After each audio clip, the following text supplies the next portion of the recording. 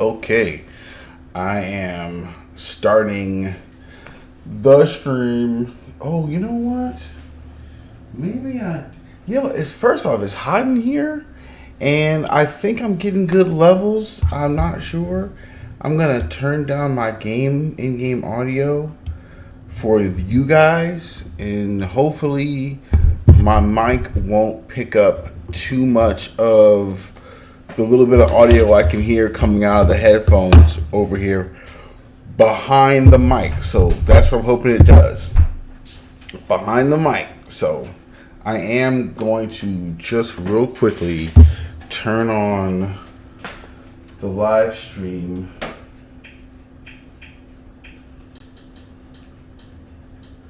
Just to test my level. Ooh, look at that ball spot, baby. It feels like there's hair there, but it looks like there's no hair there, and that's the problem. That's why I cut my dreads. I haven't really been really good on the regimen of the Rogaine and whatnot. Look at that. Look at that. Look at that. My camera's up high if you can't tell. All that ball spot action. I'm off to see right now.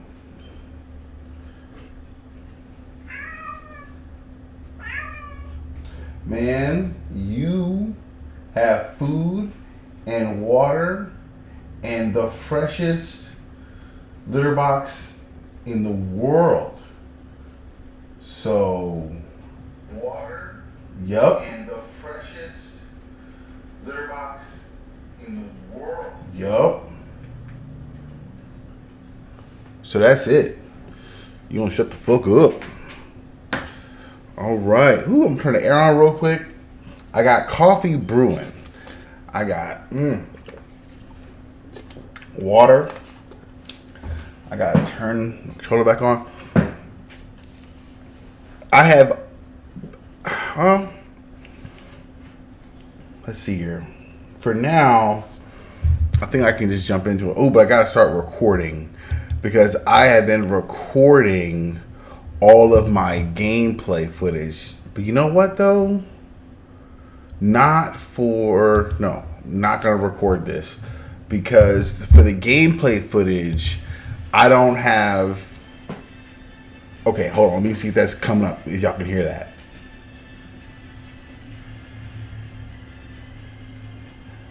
I feel like y'all can hear that. Let me see if that's coming up. If y'all can hear that.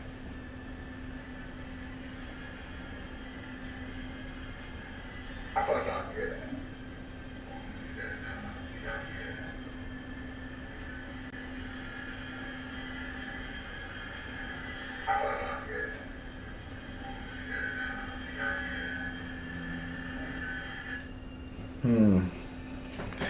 I'm gonna have to put my headphones on, and if I do, I don't. Well, you know what? Yeah, I could just wait.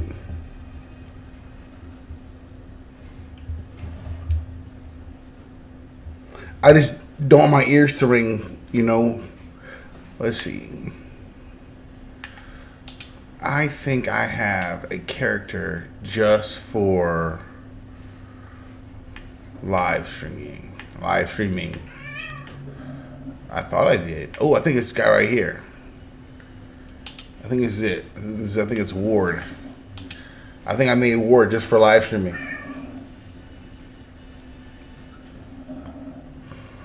I should be okay without audio, honestly, because I can play. Wait a minute, he's human, right? What's my background? Did I make myself a veil jumper? I thought he said warden. Character. Ward Thorn. Yeah, he's a warden. Look at this drip he got on. That's some BS. I'm not wearing that. Where's my... Yeah, I'll put my fit back on. That made me mad. Like, I'm all about that transmogrification. I'm too comfortable to not have the headphones on. I'll do something else. Maybe I'll put my earbuds in.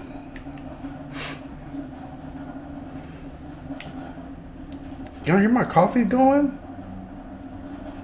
Is it that loud?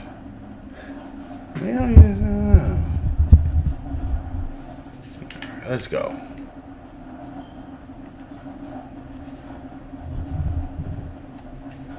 Let's see here.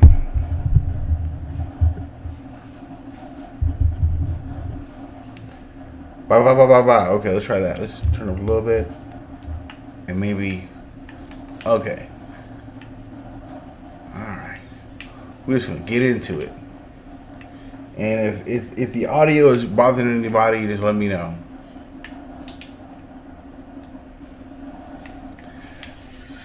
I'm not gonna lie, as much fun as the mage classes, it's something about being an archer that I just can't get over.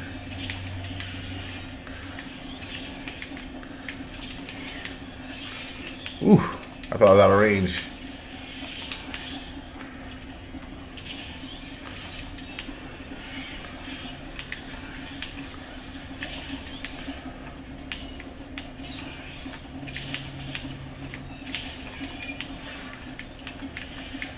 Oops.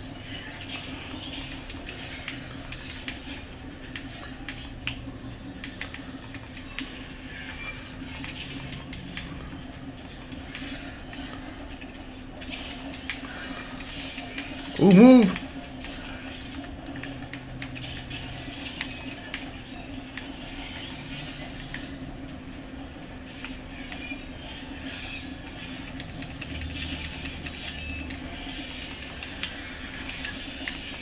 Oops. Oh, I lost my... Oh, whoops.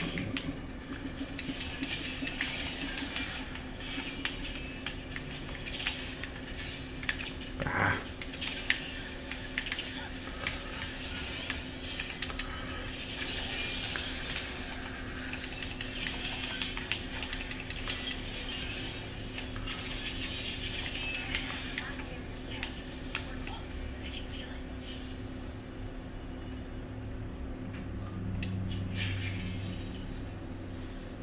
I have got to get my OBS settings, or like the little bells and whistles, the widgets, because I had it to where I can hear if someone says something in the chat. And right now, because I'm home alone, so I got one of the TVs hooked to my computer, and so that's why the camera is so much higher and everything.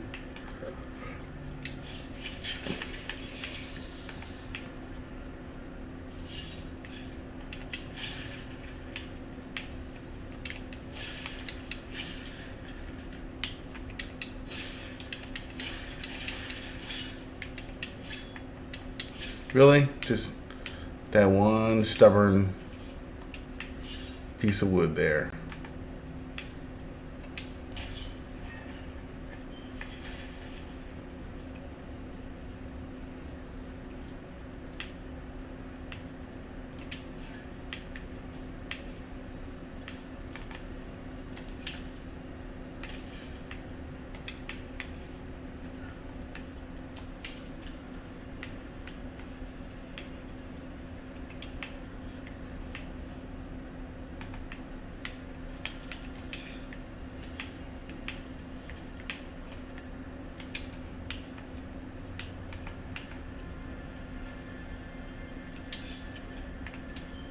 Wait, really? Oh, okay. I'm gonna get that. I'm tripping.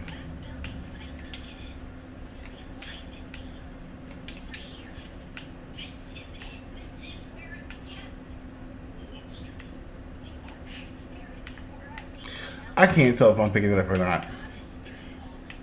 No, I'm not gonna worry about it for now.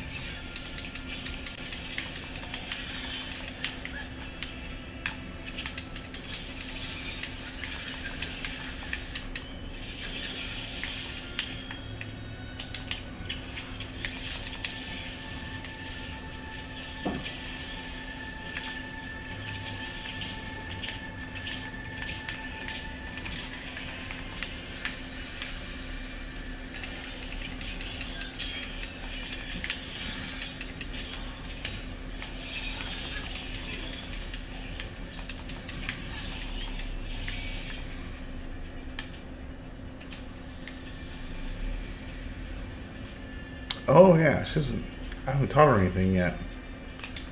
Okay.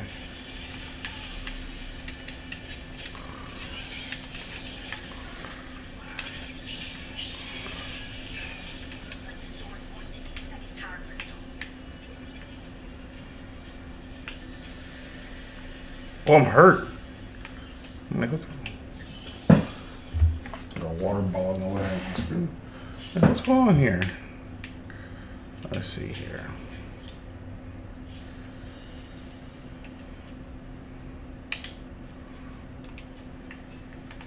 Nice. Trans modification. Yes.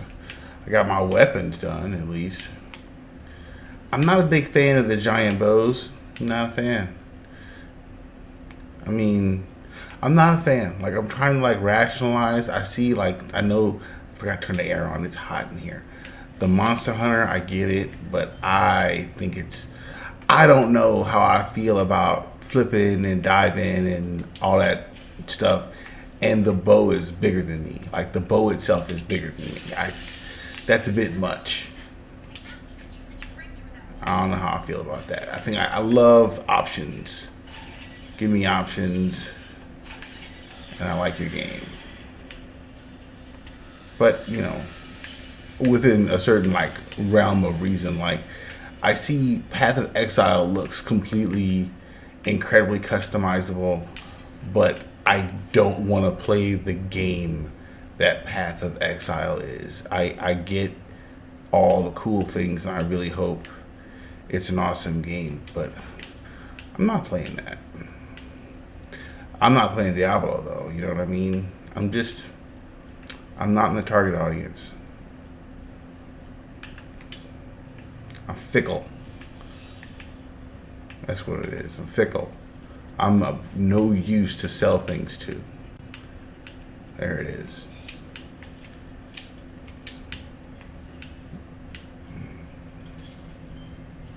I mean, I looked at it. It's like, oh, you see, like, way up high, and you're spinning around and shooting all this stuff out. And it reminded me of, like, those spaceship games where you're just, like, spewing out lasers everywhere.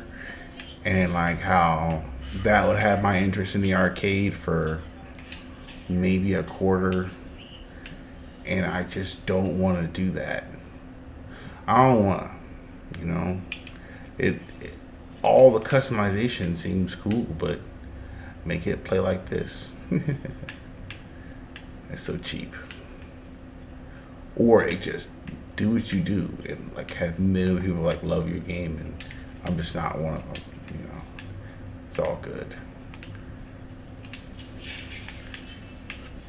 I mean, I tried a couple of those games. I tried Diablo, the most recent one. I tried it.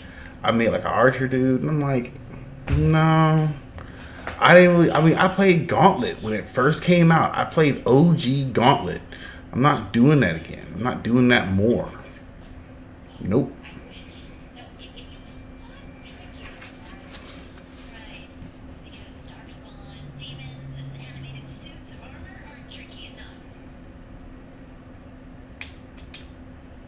Okay, I didn't turn the air on. I'm starting to melt. Do I have the oven on or something? 'Cause I swear.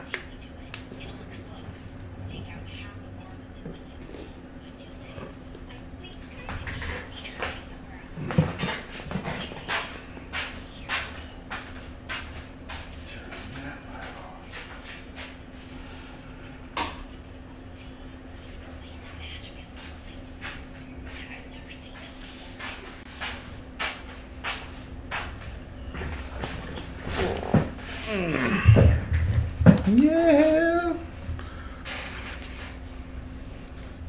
I think they updated the game recently. Something feels different on the Xbox. Oh. Let's go.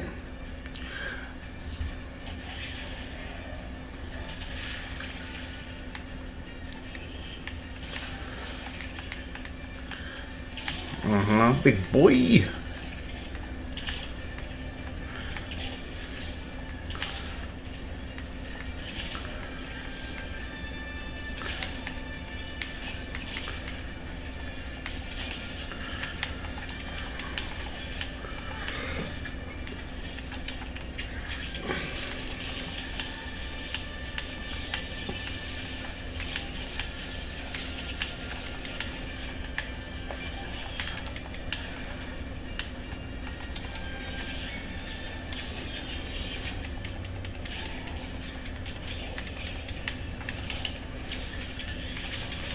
Woo!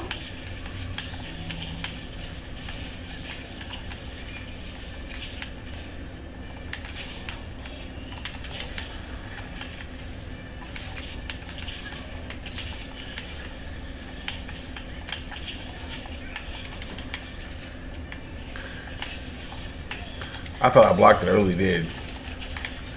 Wait a second. There we go. Okay, Harding hit me with that soothing potion. And Balara hit him with them fade bolts. Get him off me for a second. Alright, let's go.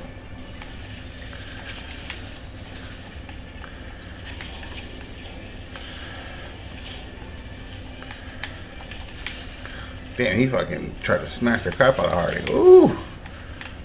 Out of arrows. Out of arrows. Let's go, Ogre. What you got? What you got? What you got? What you got?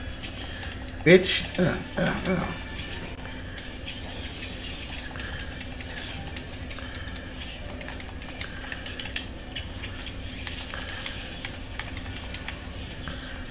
Bitch. Oh, how did I miss the damn? Ah, it's okay. Oh, let's try it. Oh, yeah. I'll take all of that and lose the fight.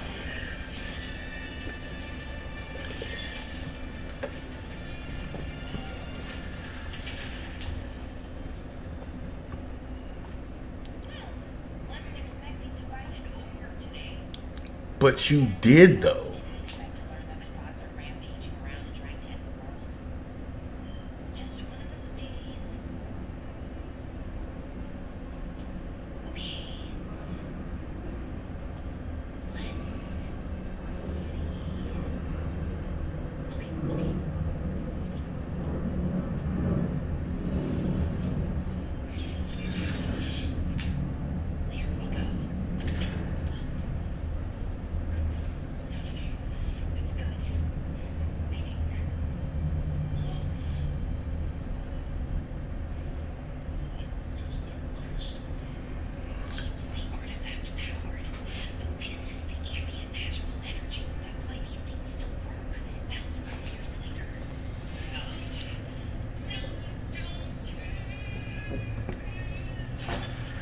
I think that I might romance Balara just so I can make sure I get all the Night of Thirthala and stuff. 'Cause I feel like I kind of missed. Well, I mean, I got a brother's storyline and all that stuff, but you know.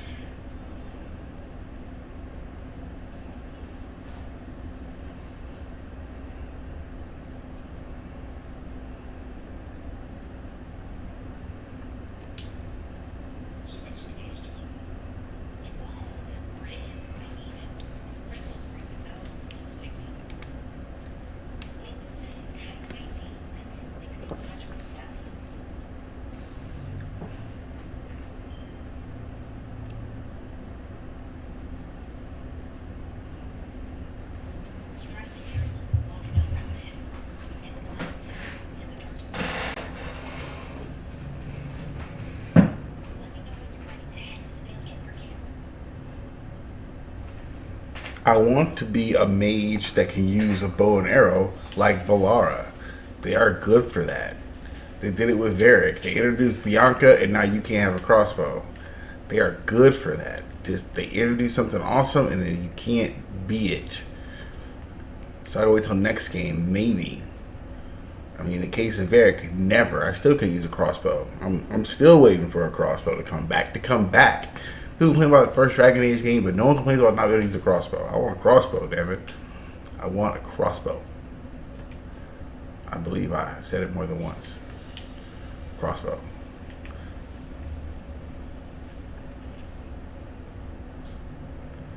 Is that for her? That's for her. She got it. Okay, but wait. I think I got leveled up too. I did. Oh, 2 points. Before... On my first playthrough, I went by the individual tree. I would like get the whole thing skilled out, but now I don't do that. Now I'm gonna go here, all right? Because this one does sundered, detonates the sundered. So now we're looking for something. Here should be, yep, it applies weakened. So we'll put a point in this. Bam. Because I am going to, yes, it's already there. So in each one of my support people, they'll have a power that does a detonation or apply some kind of status effect. So they're more versatile and easier to mix and match amongst their other teammates. The more status effects they apply, the more versatile they appear to be. Man, suddenly I just one point available. This character is going to go more archer. Bated breath. Yeah, I like that. Let's do that. But I want to go down this way for the archer abilities this way. But I need to go up here because like up here is certain things like additional arrows in the quiver and so on and so forth. So yeah, I'm gonna be all over the place a little bit. Companions. I thought I just did this.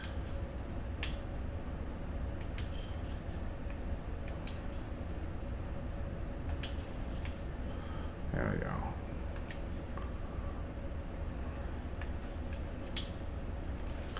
Let's make like a tree and get the hell out of here. Let's go. Okay. I think my coffee is ready, and apparently I need it. I think I got a case of the Yannis, the Sleepy Weepies. I don't know what that's about, but don't really matter. It's my day off. I'm relaxing. I can do whatever I want. I just need a witness for the carnage.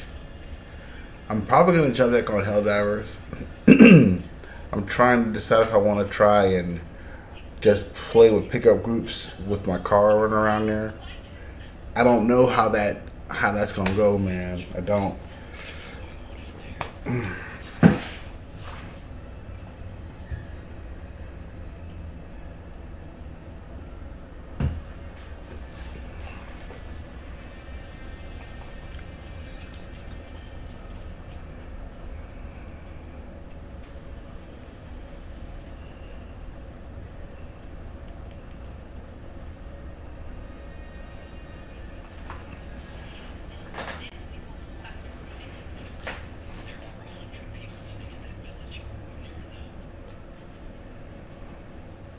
I don't like the curly cues on the, not on me, but on Strider. Strife. I don't like the curly cues. Like, I don't like it. Like, what kind of product are you using to get that curly cue action living in the forest? I don't know. Like, I don't know. Like, I feel like the curly Q should be optional. You should have a curly Q version and a non-curly Q version.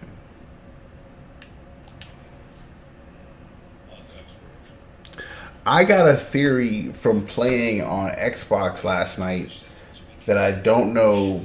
I gotta test it. But you see her face, you see Strife's face. That's the Valis lane. That's the tattoo on their face or whatever. That means they are Dalish elves. So when you go back to the first Origins game and you pick the elf character, you become a city elf or a Dalish elf. And the city elf could have tattoos on their face, but I mean, it can kind of go either or. But the expectation was that if you were Dalish like these three, that was an identifying marker that you were one of the people.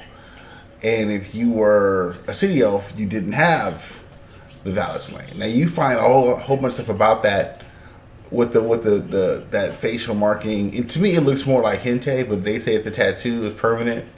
But anyway, you find out a whole lot about it in the lore. It's dope.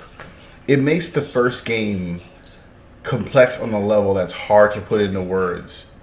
It's a master stroke in storytelling. You know, it really is.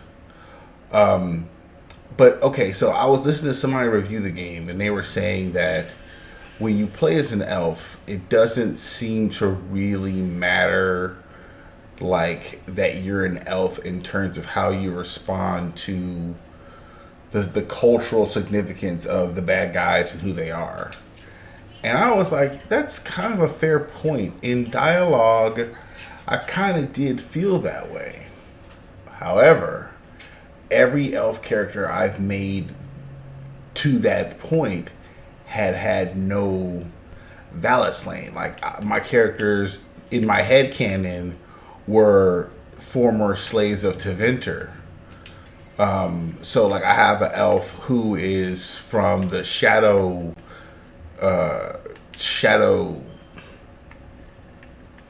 dudes, you know, and so he didn't have Valisslane on. But just the other night, I made an elf who was a Grey Warden who did in fact have. I put the Valisslane on, and I got a dialogue option early on that I can't recall having as an elf without the facial tattoos. Now, I mean, technically speaking, you choose a tattoo, and then that's the number applied to that whole thing. So technically speaking, the game would know whether you did or didn't have a tattoo based on your, you know, the same way the character knows that you're a Grey Warden and so on and so forth. So technically speaking, it's not impossible. But I don't know if I've heard anyone who's really gotten in the nitty gritty of the game mention that the tattoos generate dialogue options. I know that there's some stuff about gender identity and whatnot, but I don't really know how it's executed. I haven't really gone down the path as a character making any of those decisions.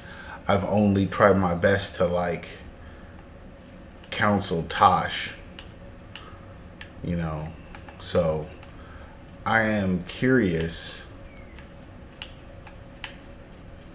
I think I got an elf here, but I don't know if that elf has the facial tattoos or not. Wait, let me just do this real fast.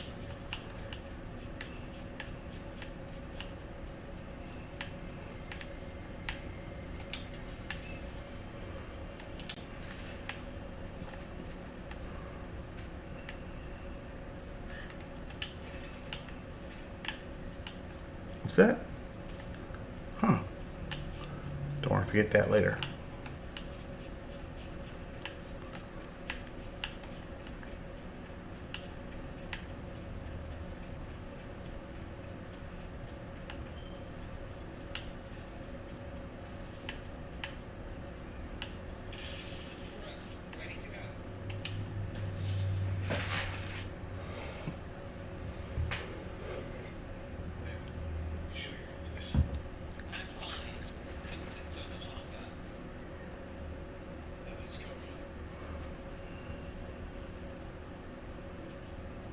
Man, I don't know what's going on.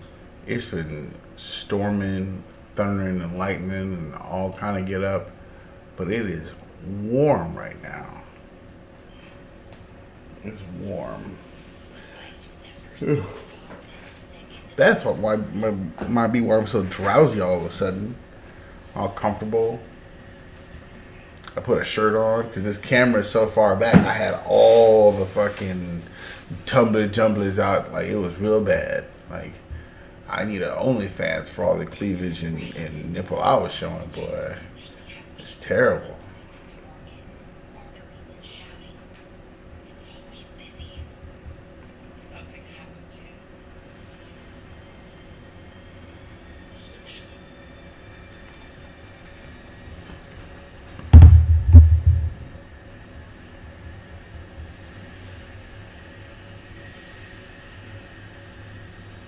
Let me see if I can find this real quick so I can send it.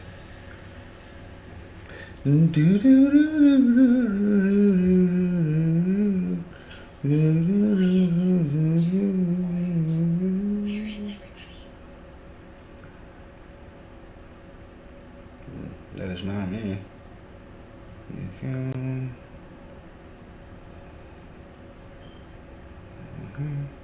Here we go.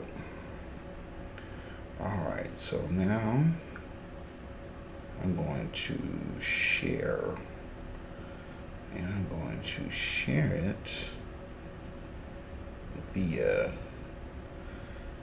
text messages.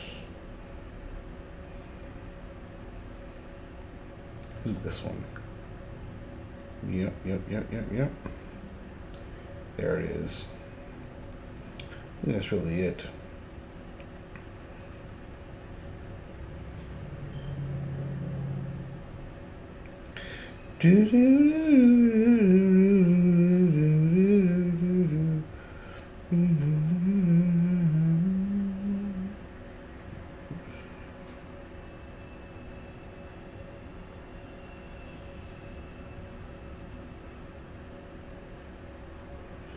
That should do it.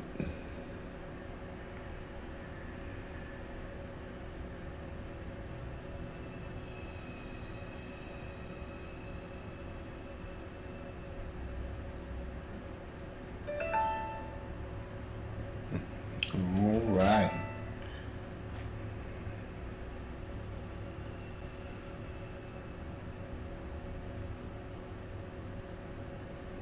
Okay, cool.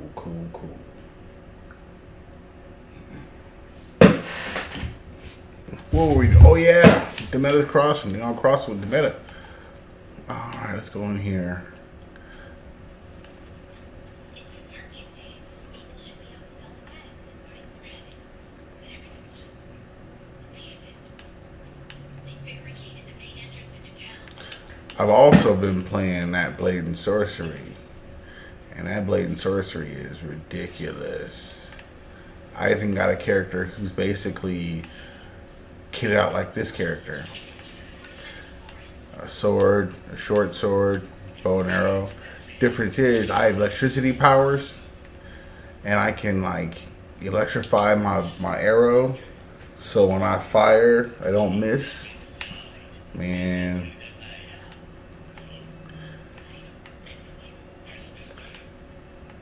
Now what's wild is I fought like this giant rock golem like twice now, and like the second time I fought the giant rock golem, I had unlocked electricity powers, and it'd been like just cooking fools. Just I could put my weapons away and walk through there like raiding for Mortal Kombat and just cook fools. Just it's awful, you know. But the rock golem was like, I'm rock, bro. I don't care about your electricity powers, and my electricity powers wouldn't destroy the little nodes on him that I needed to destroy. So I had to fight him the old-fashioned way. I took this other ability that kind of can slow down time.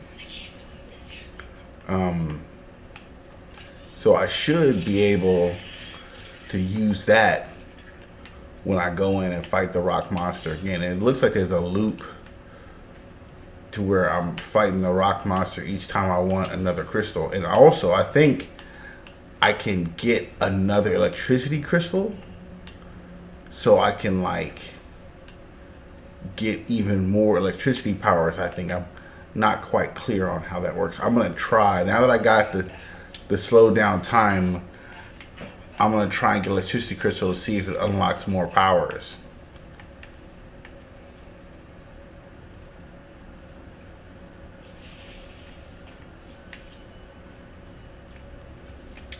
This plate is weird. It is gross. It's usually dead, static, but this is alive. If it wasn't hurting my back so much to play it, I would be playing it right now. It's so much fun. in the VR. And like, it's graphically speaking, it's nice looking. I can't call it as far as like a grade or whatever. It's just way nicer than what you might expect. And I don't really mind that the game isn't terribly difficult. You know, for the sheer fact that like as I traverse this environment, you can do environments that while not nearly as like detailed are equally as complex in terms of I gotta go up here, around there, down through here. Like it has that capability. Not nearly as big.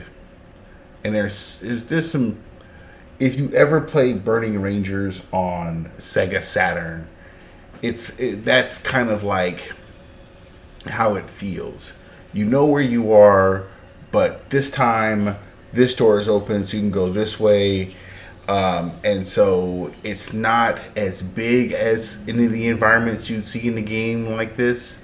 But man, all I really want to see is if I can live long enough for them to get games like Origins into VR. That would be, man. And since I've been playing with the bow and arrow, like, yeah, man. To play Origins in VR would be stupid. Oh, man. I never went and got coffee. All right, as soon as we finish this talking mission, I'm going to get some coffee, take a quick coffee break. I don't have a title screen for this. I don't really, this isn't really set up for video games, to be honest. It's set up to draw.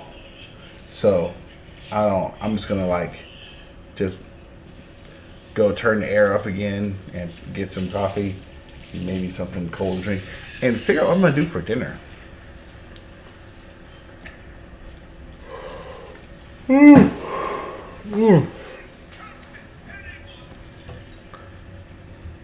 This guy is gonna go to the Grey Wardens because why not?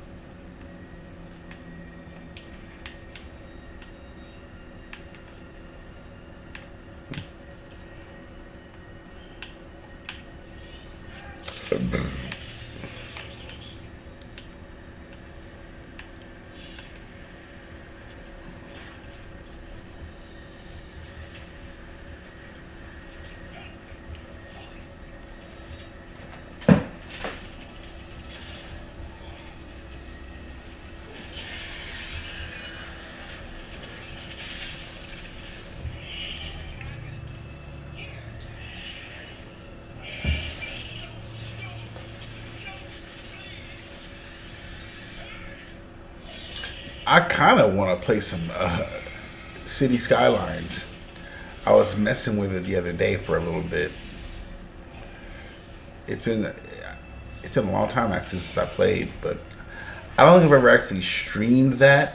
It's not the most exciting game. I watch a YouTube channel. I watch, hey baby, how's it going? She said, hey.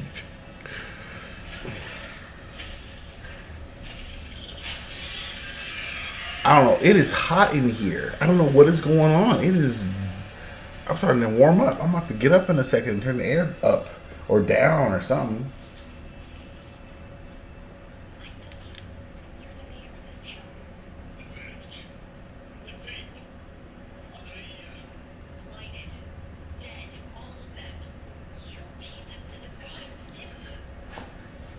Can you hear the audio okay? Is it kind of weird when is the game doubling up?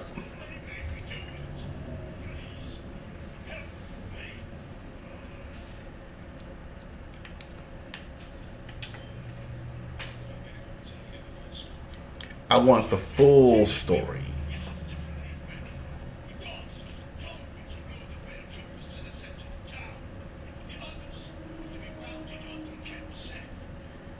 Harding got that conceited face like that.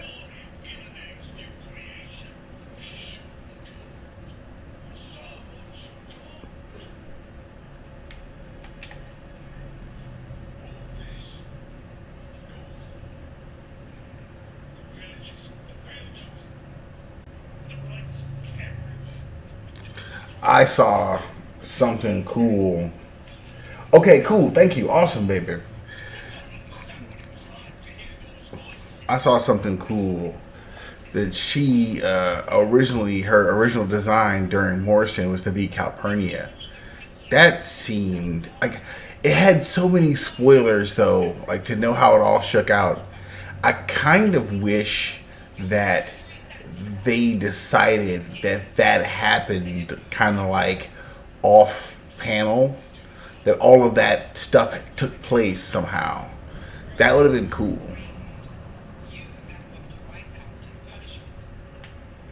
Yeah, let's do it.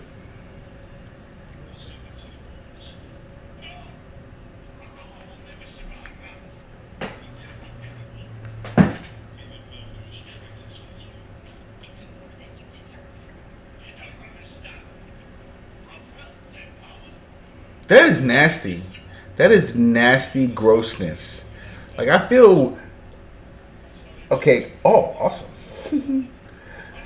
It's like it's just constantly moving. Like the person who had to design that, like, I just they deserve a high five because that had to be like they had to take breaks and be like, you know what, I need like 5 minutes because this looks like some lower intestine ass shit. Like, eek.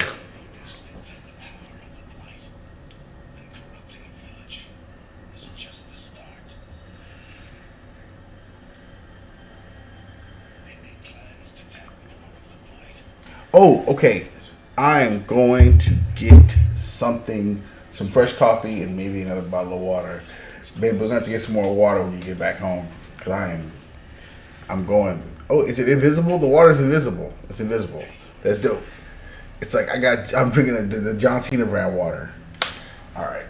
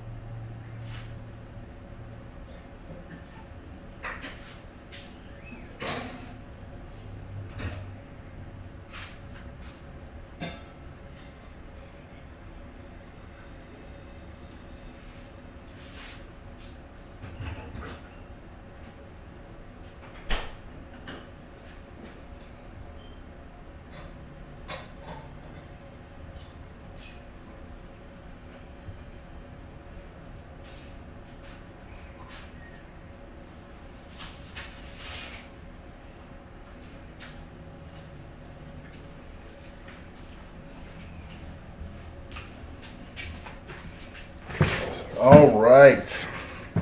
Where am I putting this? I'm putting this here. And so you can't. Can you see? Not you see the water. The water shows up in the. There you go. All right. What were we doing? Okay, we gotta go back, way back.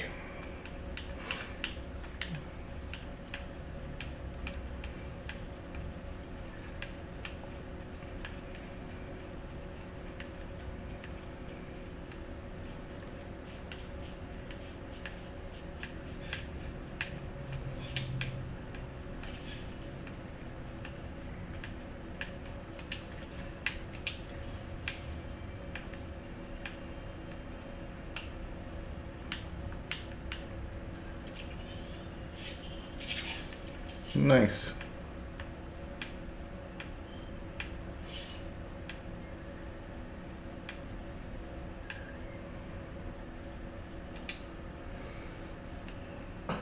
Okay, cool. Please do.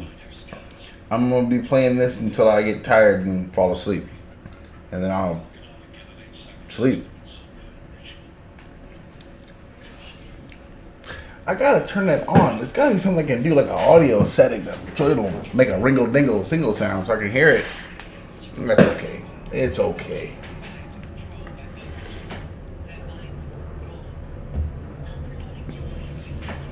This game is very fun, but I don't know. You gotta have to really want to know what happens in the story to watch someone else play it. It's watchable, but like you can play it. It's like any good movie. You're only gonna watch it to the point where you have to. But the moment you can get out there, why would you just watch? You know? That's kind of how I feel about it. Like, I don't know.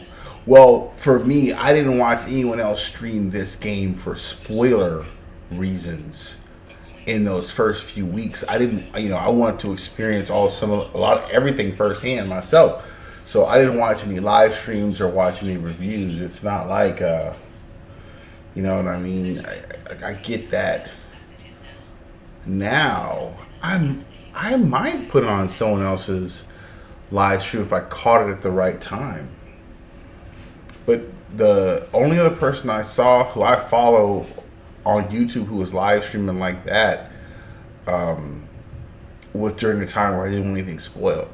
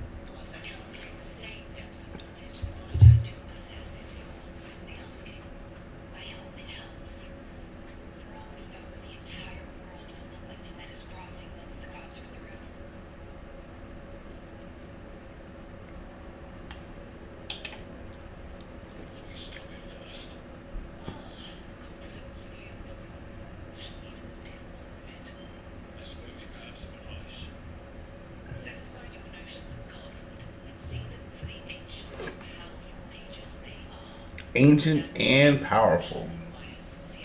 I did not adjust the air. I am starting to melt in here. What is going on? It is like a sauna.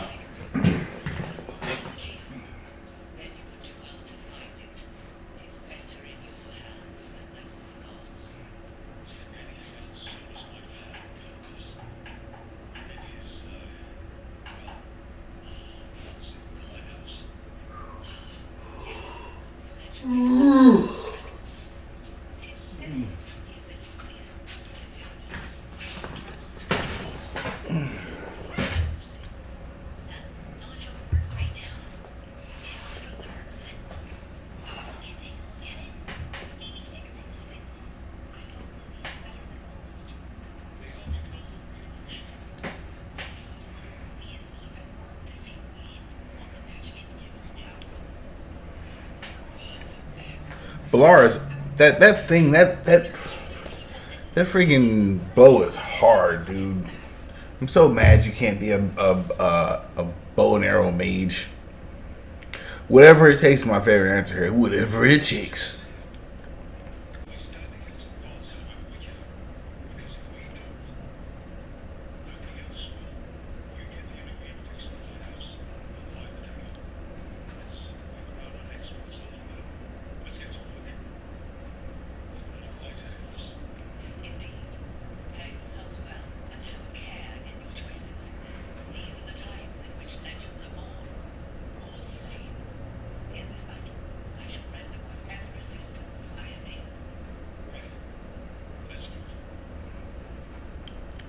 Let's move. We're out here just knocking out these quests. Quest complete, sucker. Let's see here.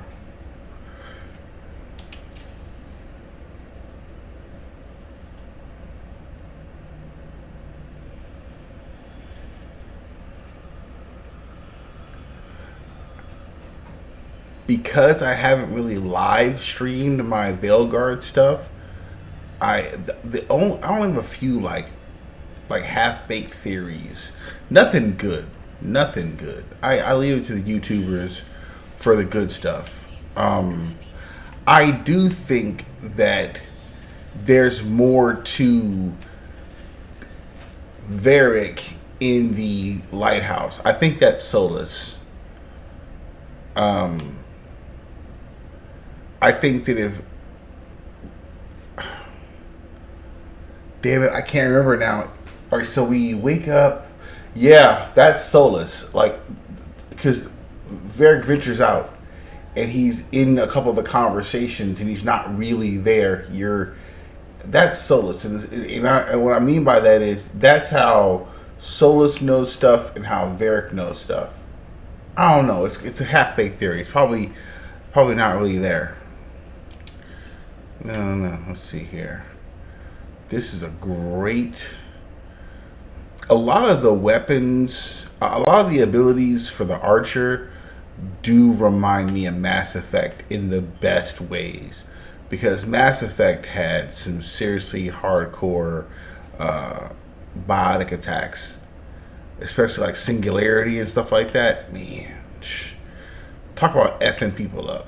Let's see, stagger from abilities, because I kind of want to play some Andromeda.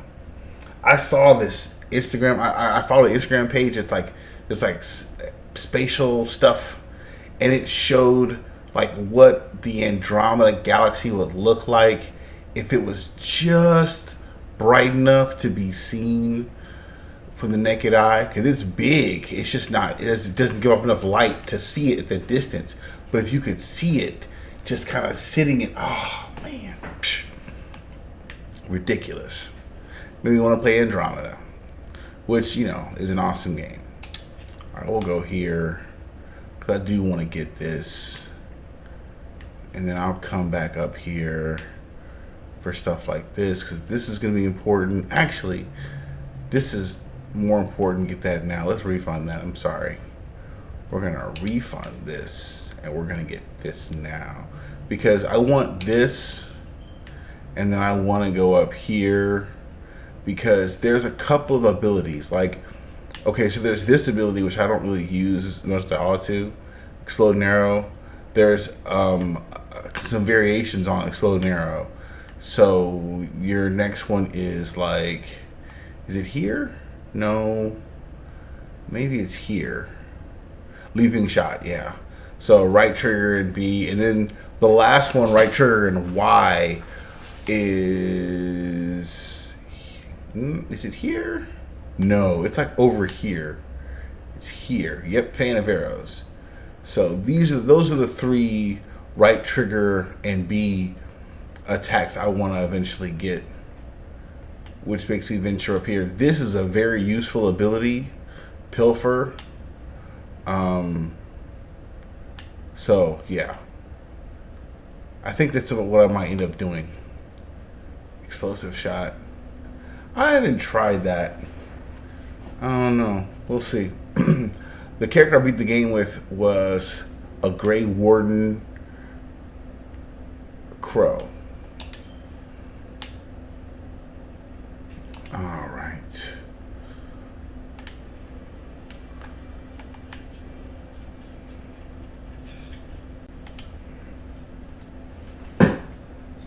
I should have taken the shot. That would have made things worse. You don't know that. All you have are guesses. We're up against something undeniable. Argument won't miss the facts. Of course that's what I have. I should have taken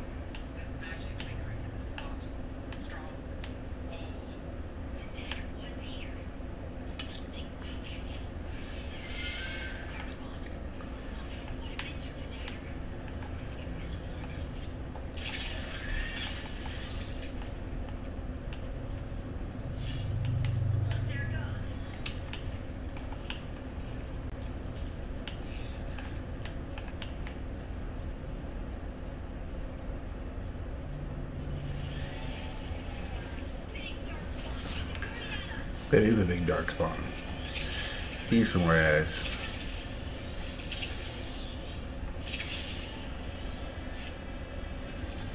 Oh, he dodged. He dodged.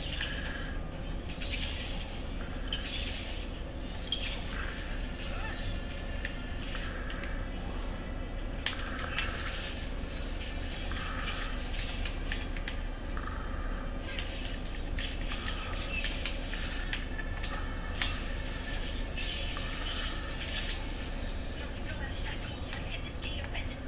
Look up there. That magical device.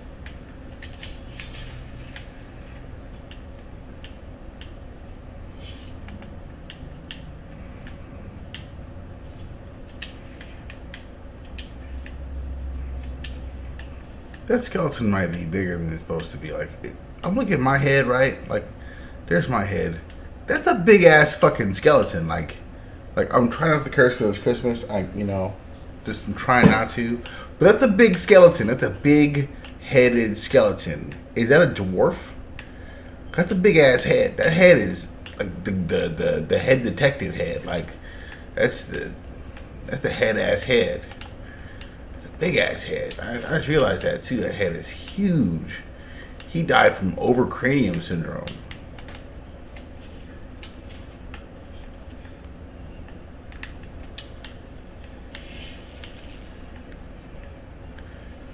So you can't weaponize this. Like, attack people or darkspawn with it.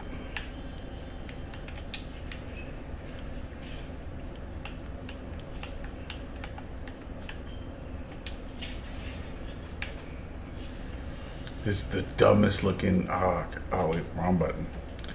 The dumbest looking thing. Oh, there it is. So dumb on my head. Look at. This is the dumbest looking thing. It's like if Peter Pan's henchman made a helmet. Just straight from get the fuck out of here.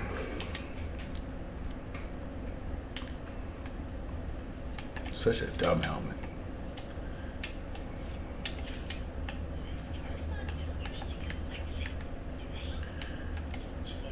King of the Wicker People helmet.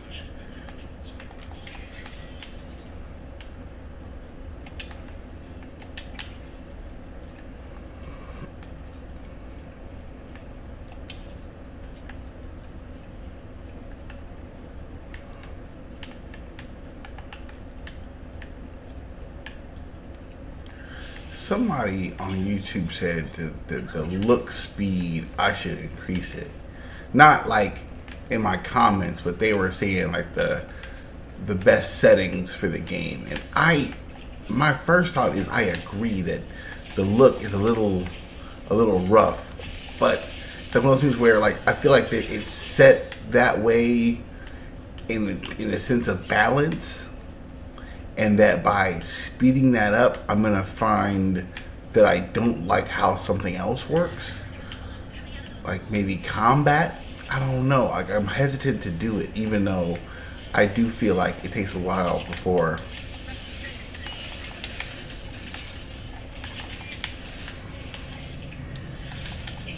Oops.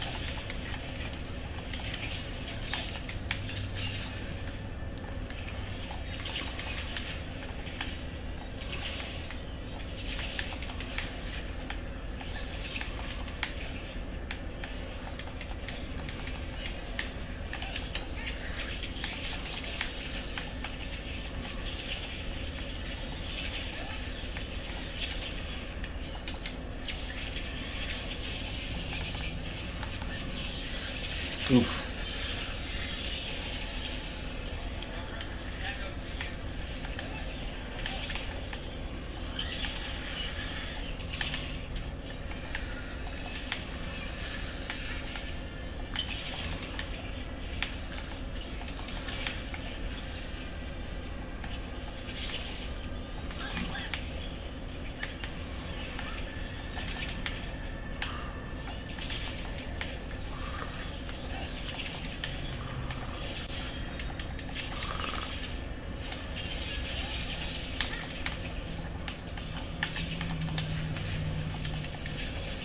Oops.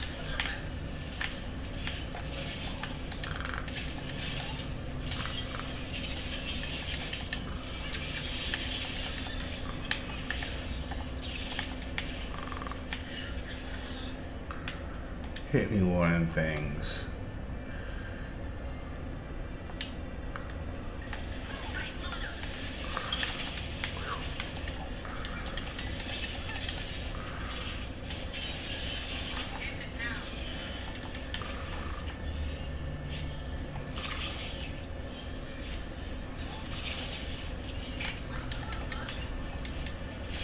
Did you find the dagger? I don't think these dark spots are getting. Let's keep looking.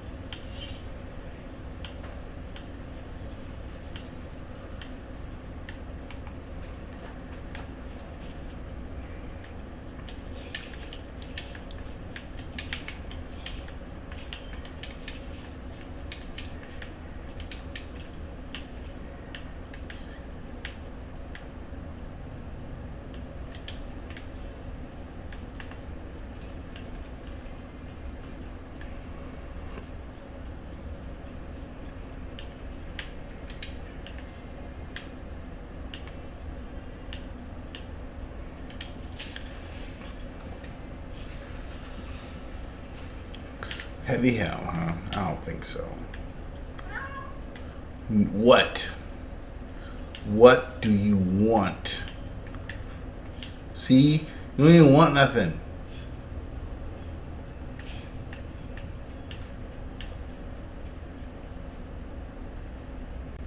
Over there. That dagger thing.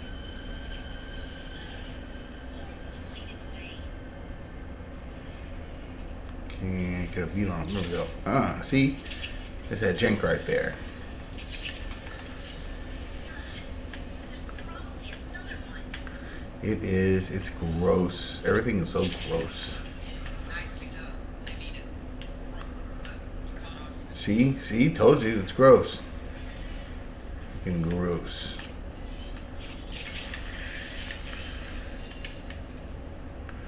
Let's go.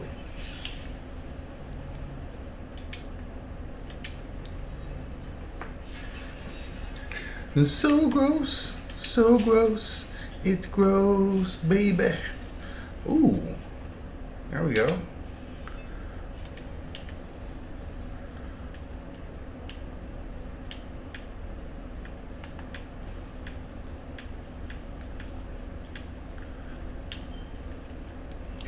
An old friend of mine was going to like maybe one of the last iterations of E3, and she was like, anything you want me to ask those folks at Dragon at BioWare? And I was like, can I please run around with just a sword?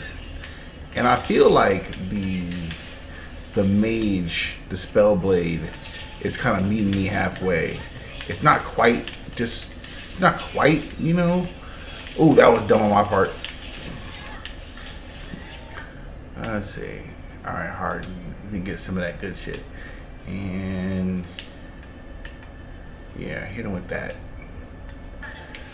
Let's go.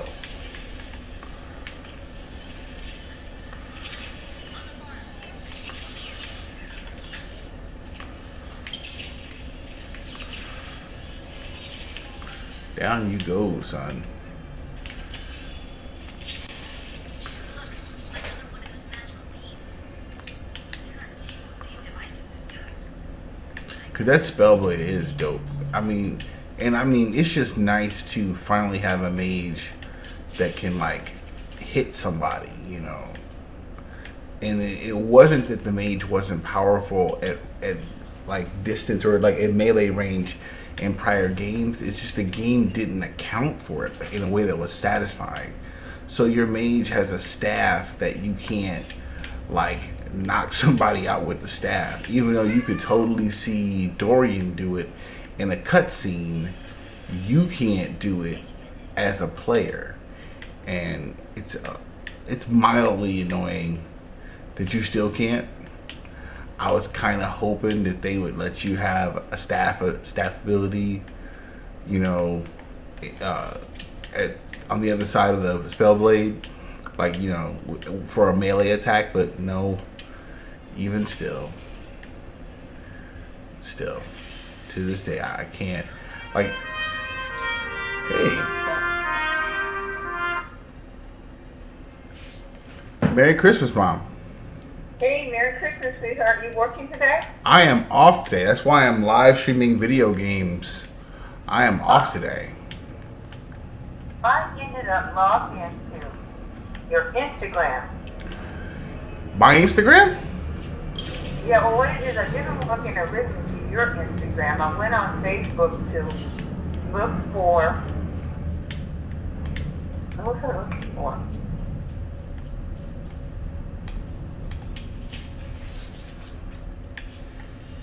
Look for something for. Oh, I got something from. What is that thing? LinkedIn? No, that's not the name of it. LinkedIn. That job thing. LinkedIn is the job thing. Okay, LinkedIn, and LinkedIn sent me something. Okay, and then I said, okay, and I recognized the name. So I clicked it, and then it took me to Instagram. Uh-huh. So I was like, I don't have an Instagram account, do I? So I thought, let me see, maybe I do have an Instagram account. So I put in there, forgot my password, sent it to the right email, and they sent me a link with a number Uh-huh. to get into Instagram. Are you good? Oh, okay. That's what she sees a moth. That's Rocio is trying to fight a moth. That's what that is. She's all right. Oh. So then what happened is it opened up and it was you and Krista and David and Janae, Okay. your Instagram. All of our Instagram accounts. Okay. So I didn't comment to anyone, but all of a sudden, if you want to send me an Instagram, you can. 'Cause I was like, Oh, what? so you got a It was just- Instagram just account. your kids. Huh. Just your kids. And I was like, oh, these are my babies. I can do this. Okay. And they don't look like they've been looked at in a long time. The accounts or your stuff? Well, I didn't even know it had any stuff on it. I still don't know what it look like, my stuff looks like, but it looks like when you guys were telling me about Instagram, it looks like your stuff from then. But Well- it has Krista's, it can't be old because it has Krista's recipe page thing. I don't know if it's still like that, but a lot of that stuff carries over automatically from Facebook. Oh. Yeah. Because I have been kind of leaving Facebook alone because I'm getting too much stuff. You It know, doesn't have anything to do with me, so I've been like, no notifications. Like I get LinkedIn stuff that has nothing to do with me, and then it leads to some kind of ad. So I did not realize that Facebook is not as like, whoops, it's not as, oh crap, it's not as popular, oh hello, as it used to be. Like not so much that it's not as popular, it's not private at all anymore. It's full of ads. oh yeah. It's full of, and if you're not careful, that's what I learned from my phone. If you're not careful, if you say yes, that some company can send notification, then your information goes to every daggone company all across the country. I get all sorts of, I was getting all sorts of political stuff, and I finally got that to stop. And then I get Bitcoins, diverse this, that, the other, and since I read stuff about your health, I get all these, and they're nothing but ads. This replaces Exemi or something, or whatever that is. The shot that people are taking to get their weight down it's really for diabetics, but people are. Ozempic. Yeah, they got another version of, apparently. Now see, I don't know if it's true because it's a headline you see on the internet and now you just don't know anymore. But there was a headline that I have to like look and see if there's any truth to it. But there's a study apparently that is looking into a possible connection between some sort of eye issue and taking Ozempic.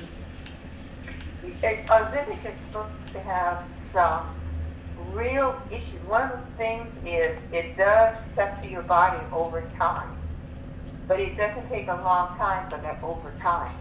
Interesting.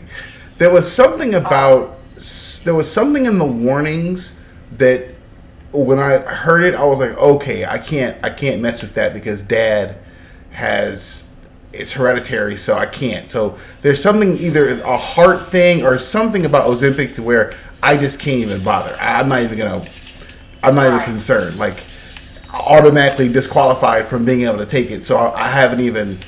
It's not. You know what I mean? Like yeah, I'm out. Yeah, so I was reading about it, and what it is once you take it, in order to keep the weight off, you have to keep taking it. Oh, Whether boy. you take it all the time or you take it during the year. It doesn't take the weight off, and the weight stays off. When you go back to being a normal eating person, the weight comes back on. Oh. Well. And yeah, and what it does is it slows down your digestive system, which slows down your evacuation system. So that is not good. Wait, when you And say slow down your evacuation system, what do you mean? it slows down your ability to poop. No. No, hold on. It can give you extreme diarrhea. No. Yes. Yes. It slows down the absorption of the food that you're eating. So literally, in a sense, your body is using the fat that you got because it puts you in starvation mode. But the other Oh. stuff that's in there tells you that you're not starving. Wow. Then it slows down your digestive system, so you tend to either get constipated really bad or diarrhea really bad. Oh. Because diarrhea, I didn't realize this until I started reading. Diarrhea is part of being constipated. Your Yeah. body is doing one thing or the other. Yeah. So Yeesh. it does bring the weight off of you, and it brings the weight off of you really quickly. But I'll put it this way: unless you have a plan for how you're going to eat after you take your Ozempic, you're going to gain that weight down. Ouch. So what some of these people do that are in the industry is they take it, lose weight, and then it's almost, if you think about it, it's like a binge thing. Binge not eating, binge eating, binge not, and you know that is very bad for your body. Yeah. But if you're trying to lose weight for an event or for a movie, or because you are so overweight that you are borderline of, what do you call it? Not just obese, but dangerously obese, or you are borderline diabetic, you can, Ozempic will help. It'll pull you off of being diabetic. It'll pull you off of being that spectrum of being obese to the point where it's dangerous for you. It will lower your cholesterol. So it has some good points, but the fact of the matter is, you really have to know what you're doing. You really have to know what you're doing. Ouch. And what you see is a lot of these different people are saying, well, if you drink this or you eat this is the same as Ozempic. No, nothing is the same as Ozempic but Ozempic. Wow. But if you're borderline diabetic or you're diabetic, depending on how bad your diabetes is, it will pull you away from the diabetic spectrum. But then you're stuck on it for like ever. You can be. You have to really, really, really, really pay attention to what you're doing. You have to plan for when you're not going to be taking it. If you don't, you gain that weight back. Wow. And you know, it's always dangerous to lose a bunch of weight and then gain a bunch of weight real fast again. Huh. So it can work, but you have to really, it's not a miracle cure. Yeah. Is that on it, Sandy? Oh, no, yes, it is. Hold on.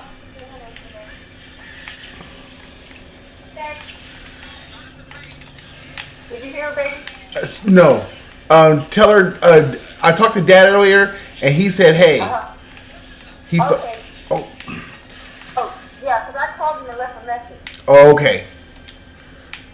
I figured he was outside or downstairs, and maybe they did some kind of food or some kind of activity. Not for this. He was saying they're gonna. They probably New Year's. Oh, wrong button. New Year's or something. Okay. Okay. All right. Well, Christmas. Where's Tracy? Tracy's in Louisiana with the grandbaby. Oh, okay. I am here with the cats. So excessive words. Now, the thing about whatever it is you have a tendency for, if you're getting exempted from your doctor, he or she should be able to stabilize what you're doing and work through it so it can bring your weight down to a manageable level. But you have to, you have to change your eating habits. But that wouldn't be too difficult for you to change your eating habits. Are you going for me like? No. I mean, well, we're going back to being pescatarian. We spent a year being vegan, so yeah, that wouldn't be difficult. But I am not even remotely considering even trying it. I mean, I'm a little husky, but I don't think I'm in. No, I'm not. I'm not looking for some Ozempic. No. Yeah. It's just like with any weight control thing. People have to use their head. But if say you're 50 pounds overweight, 60 pounds overweight, and you really need to get that weight off, that you get that off, and you don't want to be borderline diabetic. You want to make sure you're not going to come up with diabetes. True. Or high blood pressure. Like I've been considering doing it because I can't keep Really? my blood pressure down.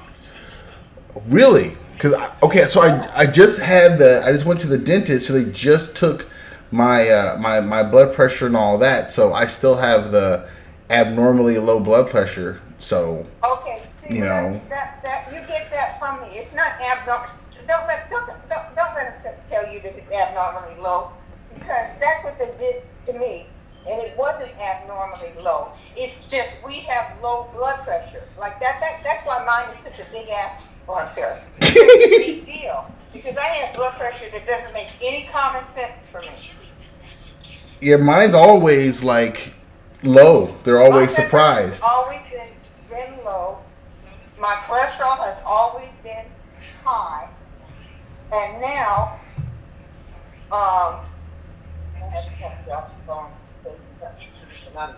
okay, let me call you back, huh? Okay. Okay, bye-bye. Bye.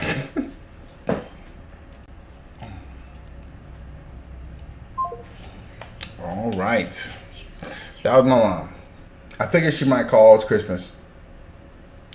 It's all just weird. I think it's a gift.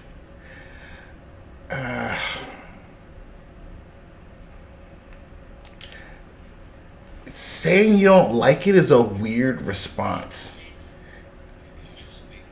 That was also, having played the entire game, when she gets her powers, when she first comes out that's the dopest moment in the game still. Like, having seen all the moments, that's still my favorite moment. When she comes out of the ground, that whole sequence is hard as hell. Some of us have what's called stone sense. Those that have it can feel waves, lyrium veins, faults in the rock. I wasn't one of them. Maybe the dagger unlocks something hidden. But this is more than the stone sense I know. I know it's strange. But is this gonna create problems for us?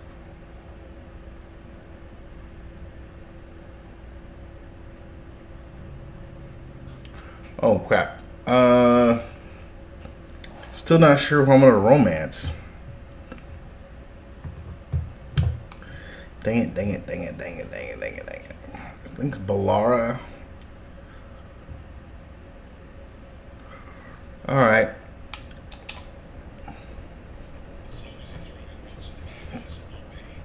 Don't give me a reason to then. I'll send word to the Great Wardens about the blight we saw. And then I'm gonna lie down. I feel like as a Grey Warden, I should send word to the Grey Wardens, but you know. Yeah. Good luck. Try not to let him get to you. It feels like we're finally making some progress. And I'm not sure what my new magic's about, but I know it feels right. Their eyes on the Dread Wolf and the Palisade set loose. They couldn't see their own personal demons coming towards them. Harding told herself it felt right. She was connected to the stone, to the lost titans, and all of Dwarven history with its buried secrets. How could that be anything but good?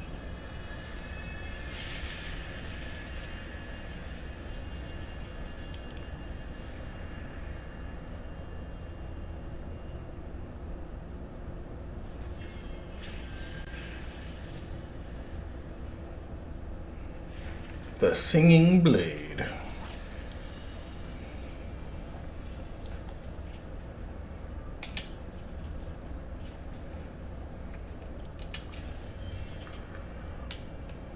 Guess I should find some place to try to talk to Source.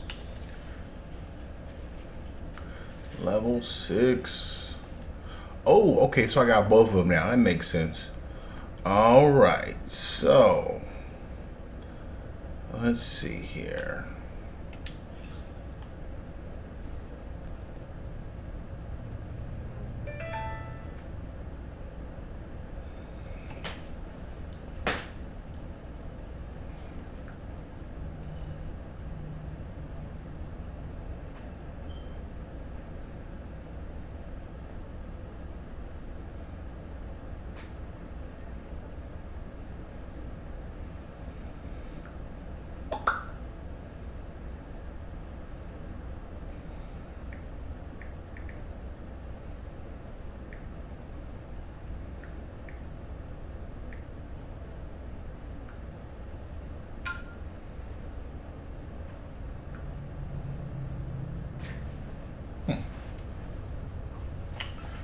Alright, what was I doing? Okay, let's see here.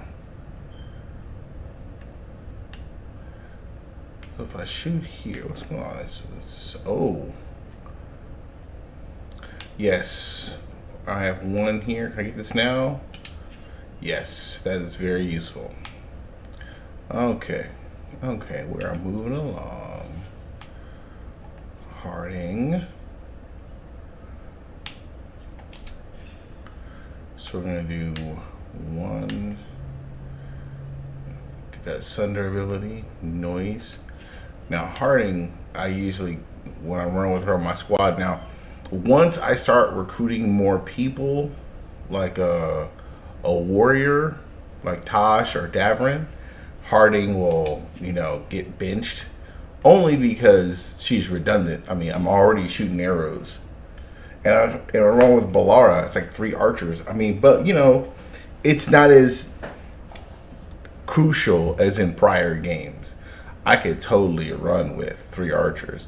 Like, one of my favorite things to do in Inquisition was to run around with all the rogues.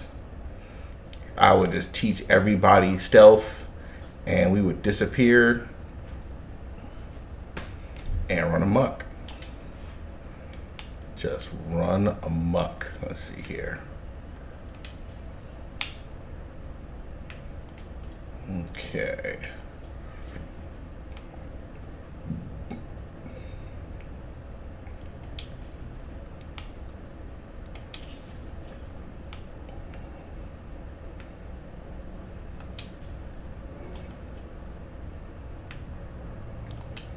All right, well, let's go out here and get these clothes. Now, I think this is really great armor.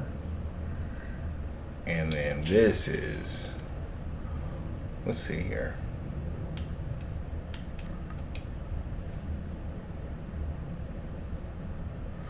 It didn't show it, but it's also really great armor. And I think that the Dragon Age 2 armor looks best on a sorcerer or a mage, and then the Mass Effect armor, to me, the trench coat looks best on a rogue, and the other fit looks best on a warrior. I think so, because I think the trench coat is supposed to remind me of Varric, like something an old friend would wear. If you look at the trench coat, the metal brace in the front, and the duster, like I think the old friend's supposed to be Varric.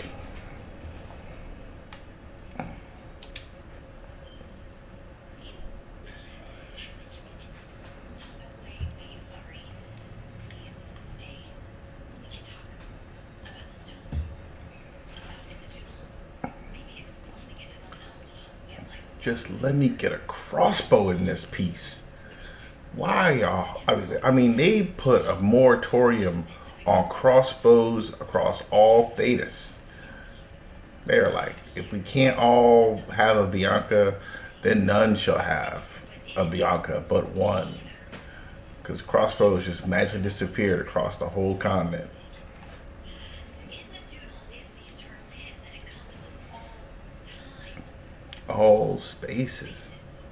I am, we are this, that, here, there, now, and forever.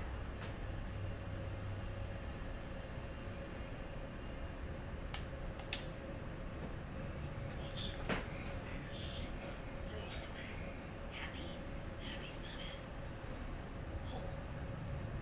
Right, maybe. I'm certain this journal describes how we, the dwarves, once were. But none of them say anything about it. None of the histories are right. If we forgot something so important, what else did we forget? I don't know. I'm sorry. I don't expect you to have an answer. There's some cats outside my window. They're cool. Just we became cat people when moving here, and so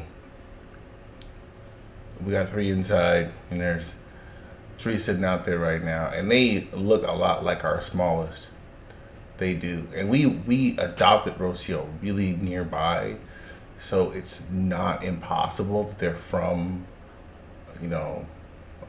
the same family, because they look a lot like her. But then, I mean, cats are adorable, but they look alike. You know what I mean? Like, not in a way that they're not dope, but come on, like, don't pretend like the cat don't look alike.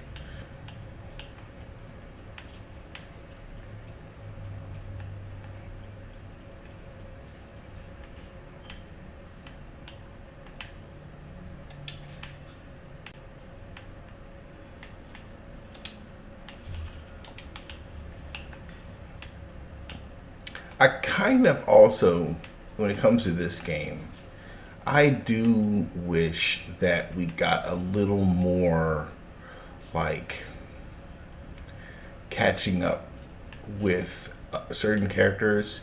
And, ooh, that's so strange. Or at least she's, like, randomly talking, because I think at one point they just sat there in silence. It was a 10-year wait to follow up on Inquisition. 10 years is not a short amount of time. I'm 46. So we're talking like, if the next game is 10 years, I'm 56. Nah. Nah, let's be real. I was barely playing video games still when they announced this came out. I started playing video games again just to play this. Like, I mean, I played the odd Inquisition over the last 10 years, but like that was pretty much it. I'm not up on a lot of these new games, and 9 times out of 10 don't even really want to be. But 10 years, man. We'll see. I may not make it. All right, what we got? So this is Kirkwall's Finest. It looks dope. I just feel like it looks better on a mage. But I might rock this for a little while.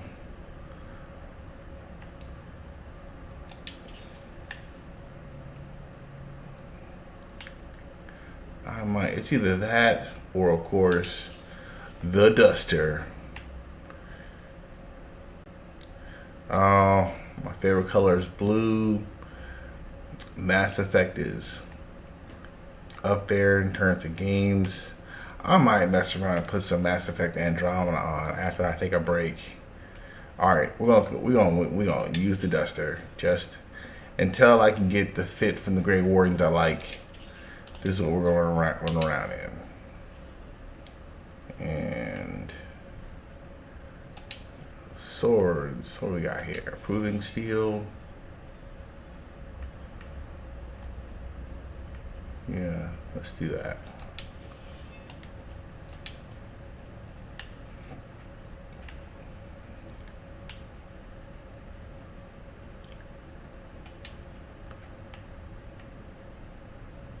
The Dark Shard. Look at that. And you know, I was really hoping there'd be some kind of reference to the Star Child.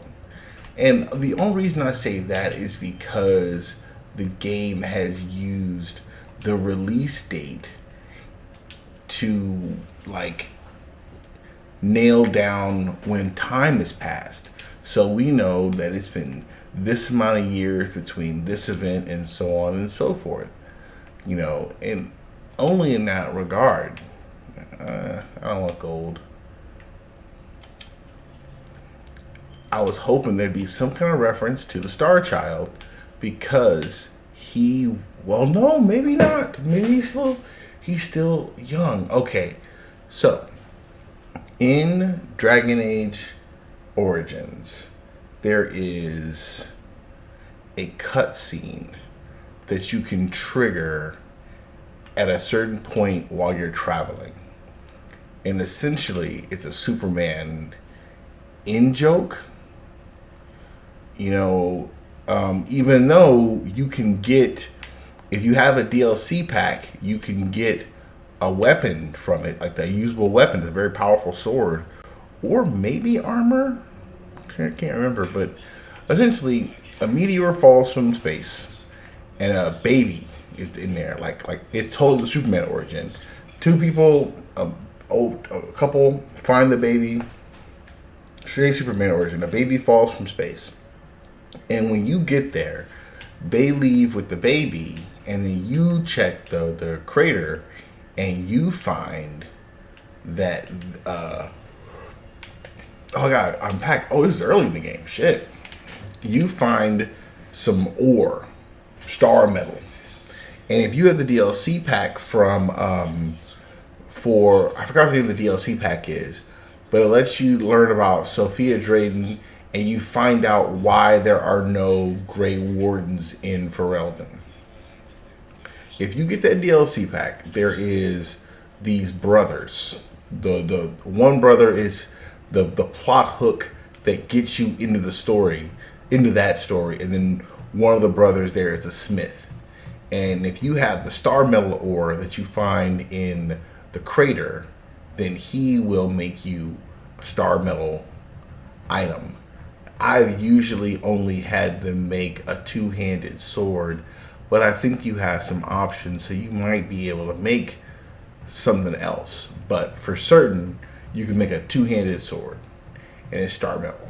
But the baby, the baby that fell from space, that survived impact and was alive and left with the people.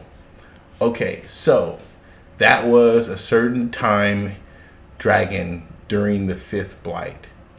It has been 10 years since Inquisition, and Inquisition wasn't 10 years, but it was close to like maybe 6. At any rate, the Star Child should be not quite 20 yet. I wonder if that's going to still factor in somehow, because I think the Star Child cutaway scene speaks more to the connection to Mass Effect, because that was a baby who fell from space, which means life is out there in space in the Dragon Age universe. So the whole connection to finding the Dragon Age planet in Mass Effect, the Star Child is I don't know. I would like them to follow up, even if it's a joke. I like jokes, so I'm all for a Star Child joke. It doesn't have to be elaborate or a MacGuffin, but it would be cool to get a reference to the Star Child. Whatever happened to that kid? You know, does he have amazing powers beyond mortal men? Like, what was the deal with that? I would lean towards having powers since he survived, like, entry from space. It wasn't re-entry because he didn't leave the planet and come back. He came from space. He survived entry. I was going,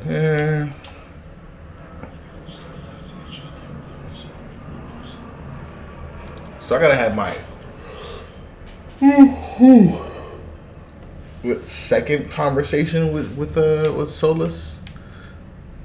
Also, I'm not gonna lie. Like, I love the lighthouse as a central hub. You know, the Ebon Hawk is the original central hub, and to me, still the most superior. Even though there's not a whole lot going on in the Ebon Hawk, the simplicity of it made it better. I felt like the ships for Mass Effect had this odd sense of scale where it felt too big on the inside to be what it looked like from the exterior. Like, I can't explain it, because I mean, it was properly scaled. It just, I don't know. Ebon Hawk was always the best. Hey, less is more in that regard as far as the central hub. I think that they use that principle because the lighthouse, while it's not tiny, is nowhere near as complex to navigate as any of the ships in Mass Effect.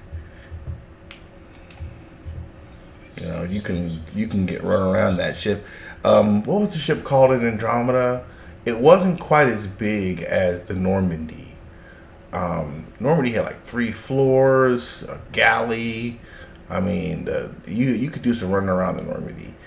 It didn't quite give off Enterprise vibes, but I kind of felt like it wanted to, but just didn't. It just didn't. You know, because well, I don't know what videos I'm gonna make, but I am gonna make a few videos, and like, I want to play this new game Exodus, because what I think Exodus is the answer to Mass Effect's time paradox issue. Like, I was talking to my buddy the other day, and basically the like, Helldivers is like in my top 5 games all time. I love it. Like, the live service of it, everything about it, like how it works, how it functions, to me is what I wanted Mass Effect 3's post game to be. In terms of the gameplay experience, Mass Effect, as good as it is always kind of disappointing, because it is so determined. It is going to draw to this conclusion. It is going to come to this end. And it is signaling you from the very beginning that it's all going to come to this conclusion. You're never just sort of, you're never aimless. There's never, so what next, Captain? You know, there's always the very clear, very present danger. And that's cool, especially if you're going to make 4, 5, 6, 7, 8 games. But the moment we're talking like live service, I think that's why some of the franchises struggle, because that is a really serious pivot. You know, going from a game that is designed to come to a definitive end to a game that is designed to be open-ended.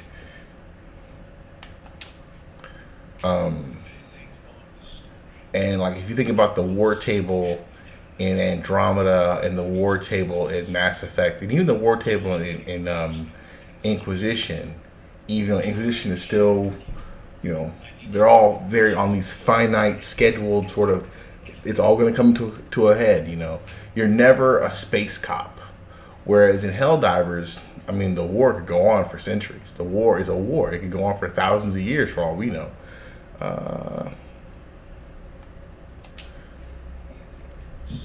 But like all the cliches of war, both in fictional storytelling, anecdotal, the stuff that I don't really know about in reality, but like the repetitive nature of it all, and then kind of falls into this slow progression where when you stop for a moment and look back at what you've done in the game, you have seen this move. You've gone, you've progressed, and it's a vastly different experience than an MMO where we're all kind of taking turns playing the same experience together sometimes or alone. If Mass Effect 3, after you beat the game, you went to the war table and you had constantly like populating missions to kind of like manage this ongoing battle against different factions or whatever, you'd have the live service game that they wanted with Anthem. You know, all they really needed was the war table to keep generating new missions. You know, and like all the complaints about repetition and stuff like that, I honestly think people who make those complaints about Helldivers are people who aren't really playing the game. They're watching the game, they're hearing the game secondhand. The complaint they're asking for is impossible to deliver an alternative. No game has fresh, up-to-date anything. It's all repetition. That's why it's called a gameplay loop. You know,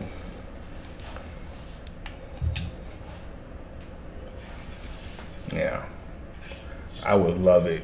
I would love it, man. You play Mass Effect Andromeda and you're just sort of like moving the Normandy, or what's the name of the ship in Andromeda? But you're just moving the ship to different places, and you know, maintaining this conflict that kind of never ends. That would be awesome. That's kind of what Helldivers 2 is. It's a conflict that kind of never ends, but it's progressing. Like there's a big gloom in bug space that if you were a casual observer and you poked in the first week of the game and then came and looked at the map now, you would see that a lot's happened. And those were events that were singular that you can make your mark in. It's cool stuff. Let's see. It might be time for a extended break. I mean, I don't see why I don't want to turn off my stream, but I can. You know what I might do? Let's see.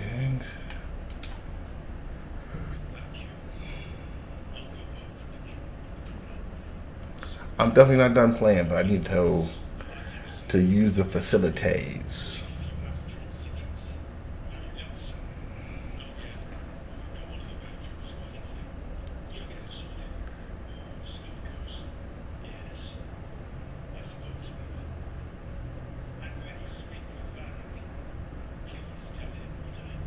You bastard. You know you killed my friend. You know you killed my friend, you bastard. Bastard. Alright. This is a good time to take a quick... We're going to take a quick break. Can I... There we go. Alright, let's see. I'll be right back.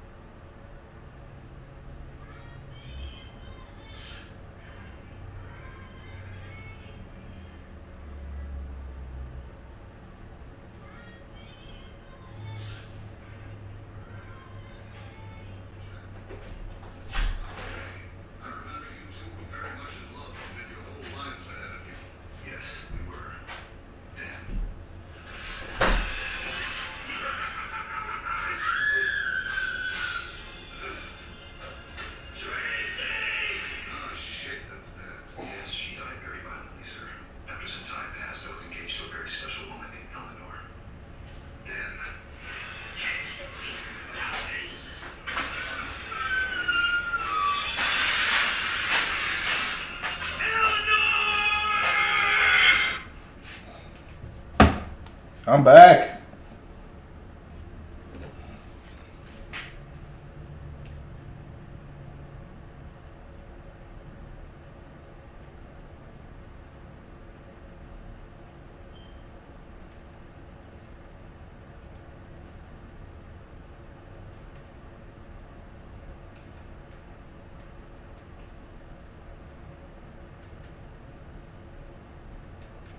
That's weird.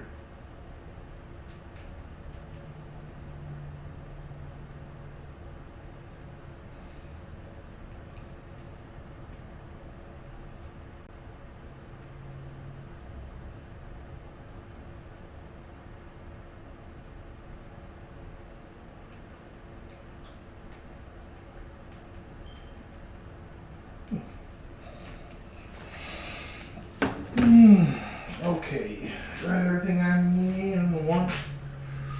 This more Dragon Age. And you know what? While they're not looking, I'm gonna give them some food.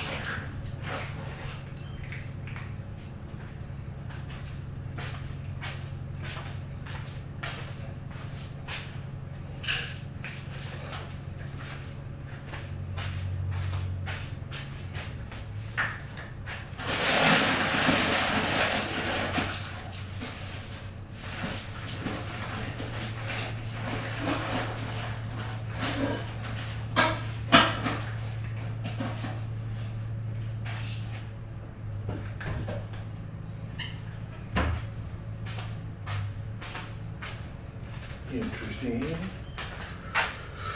All right, we are back. We are back after a break that felt long. Felt like a long break. But we are now back and streaming once again.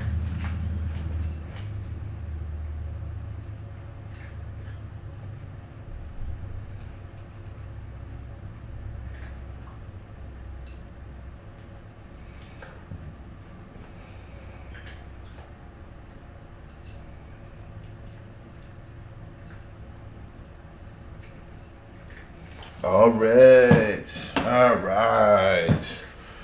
Turning the controllers back on. I don't know how much.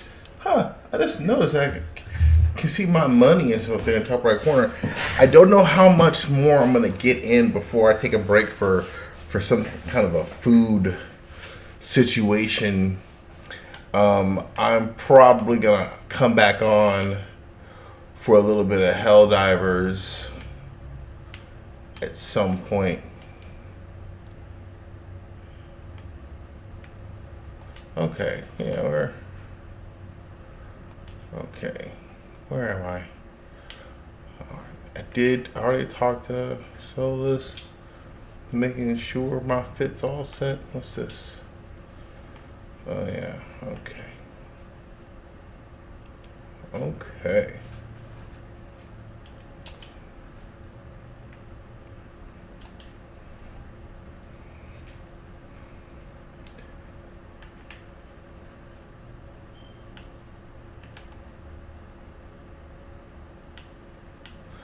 I might put my headphones on just so I can get some audio. It's quieter than I remember.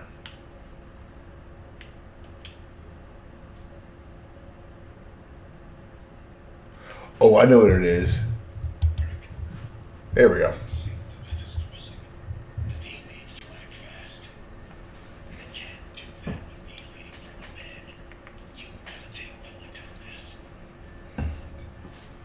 I don't want your job. I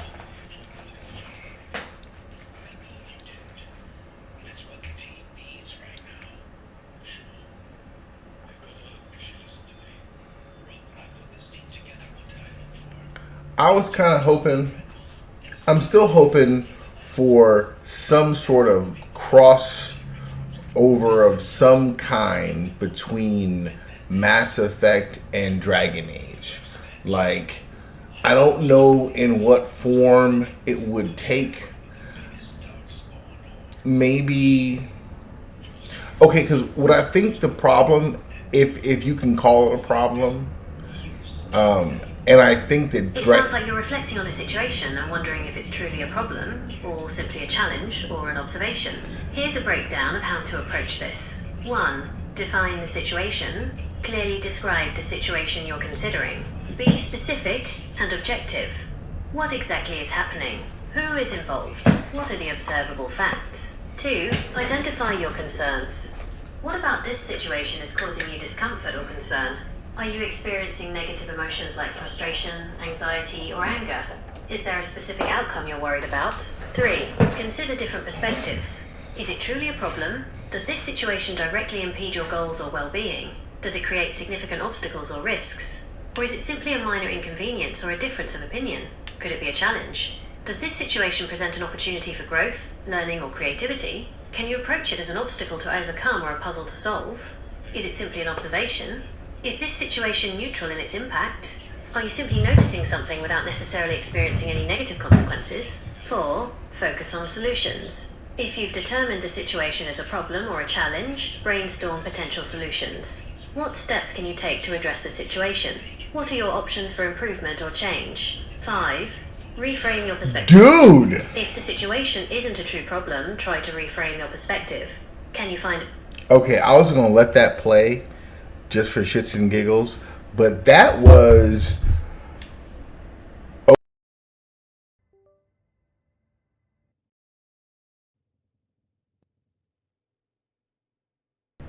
now we're having issues here. Reconnected.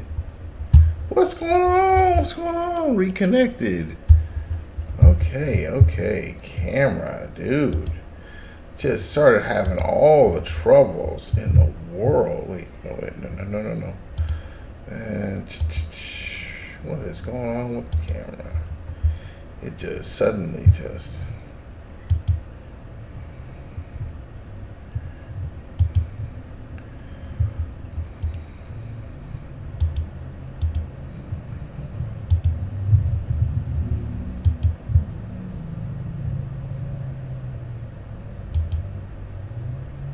You know what it is? This Omen thing is coming on in the background. And it gets... There it goes. It's, Yep, I want that. Alright. Technical issues resolved. So, that was OK Foogle. Ah, see, it came on again, bitch. Turn yourself off. Sorry, I can't perform this action on your device yet. Go away. Okay. See, okay, so, okay. There it is. I gotta be careful when I say okay. She starts to get like extra ready to jump in there with.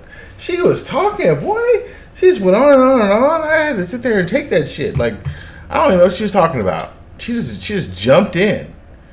All right, let's get back to the action. I don't even know what I was talking about. She jumped in and just started breaking it down.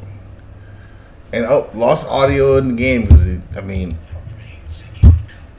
all kind of stuff just happened.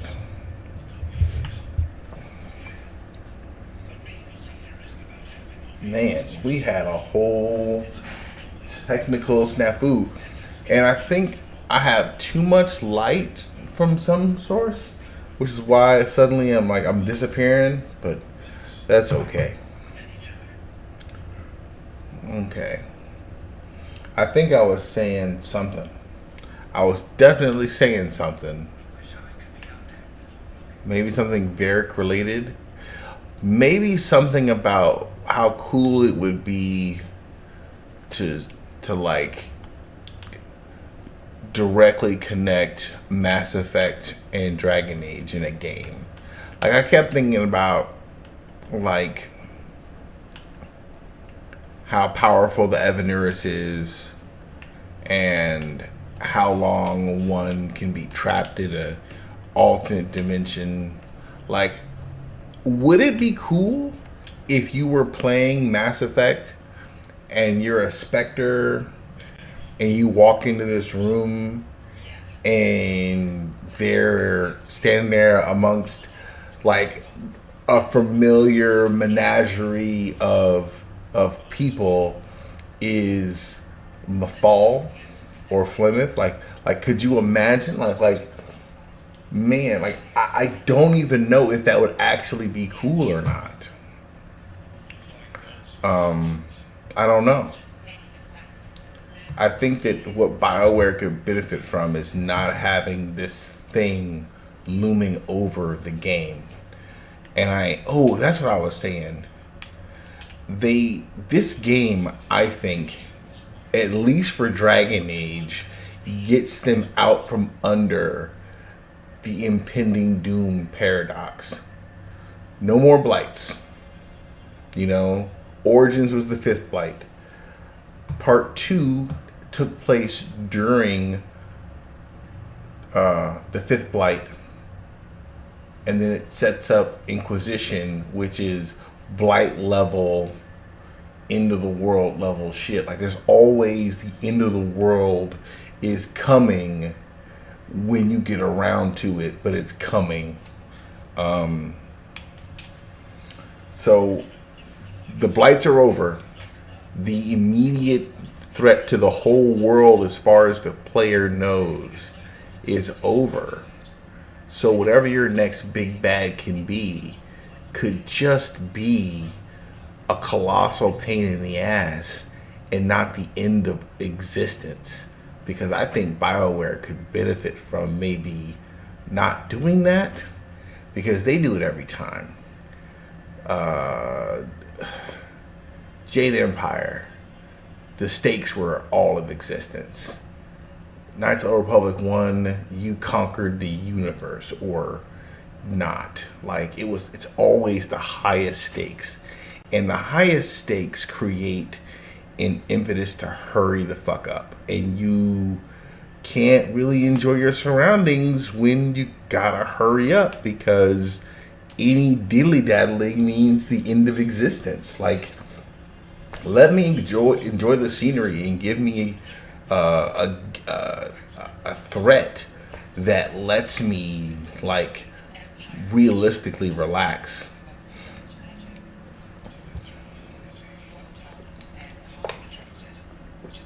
Maybe you just don't have such a dire impending threat in the next Dragon Age game. Maybe the executors are just dicks, political dicks, assholes who want to control everything through political means, and they pose a threat, but it's like not so dire that there's a constant questioning of why are we buying gifts. I think that would be a big thing. I think that'd be a big benefit, to just sort of take the thumb off of that particular scale. Because you can still, the story is still the world. There's still things worth fighting for, The blights and the gods kind of are basically the same as the dudes from Mass Effect, the Reapers. Even though Andromeda didn't do that. Andromeda's bad guys weren't fighting Reapers. And I really, really, really, really, really enjoyed Andromeda. I feel like I wasn't there at the beginning to have the growing pains of the poor launch. I only got the game when it had worked out all the kinks, and so all I had was a good time. And truth be told, I only stopped playing Andromeda because I was playing Helldivers, and it's hard to play a bunch of different games at once with the controls being so complex. Like even now playing Helldivers is more difficult because I constantly want to dodge, roll out the way of attacks, and in Helldivers you don't really you just kind of dive to the ground. It's useful, but it's not the same at all. All right, I think I've talked to everybody. Before we leave, oh yeah, I'm gonna have a moment to check my map before we leave. No, I got it. Where's our funny things? Where are they? Reflections. We distort reality, no matter what you try. But there's a truth. Distortion.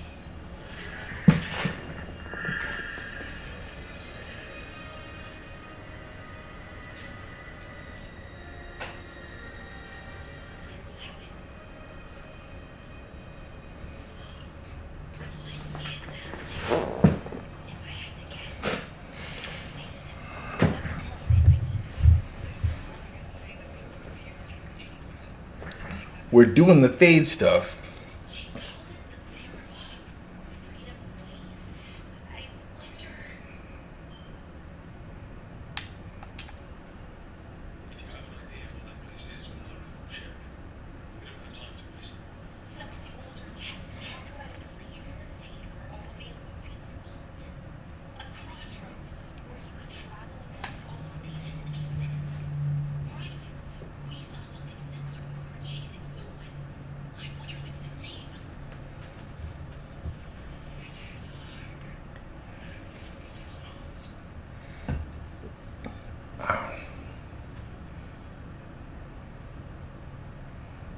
Trying to figure out what we'll have for dinner. Who are you, buddy? How did you get here? I'm Wolf's Fang. You carry it now. Old house. A new journey. You there. I will wait. Well, can't tell if that's a trap or not. But we're short on options. One way to find out. And it didn't feel dangerous, you know? Almost more sad. Just because something's sad doesn't mean it isn't dangerous. I can think of an example or two that proves that. And we still don't know what this looping's gonna do. I gotta think of Canary one of these days. Just tell us when you're ready to go, and then we can figure out what's going on.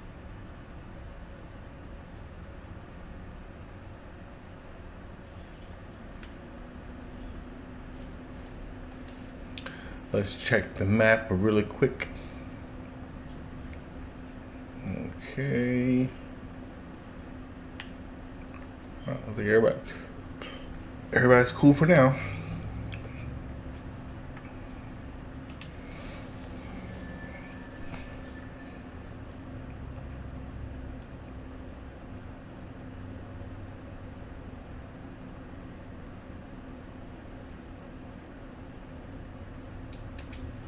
No. Back. Start quest. There we go.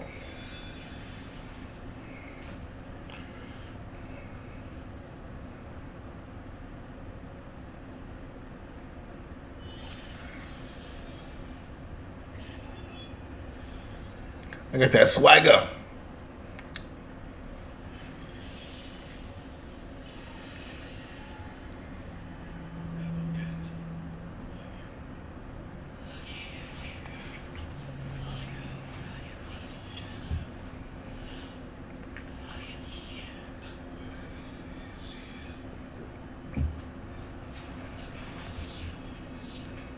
Where you won't be lonely. Where you won't be lonely.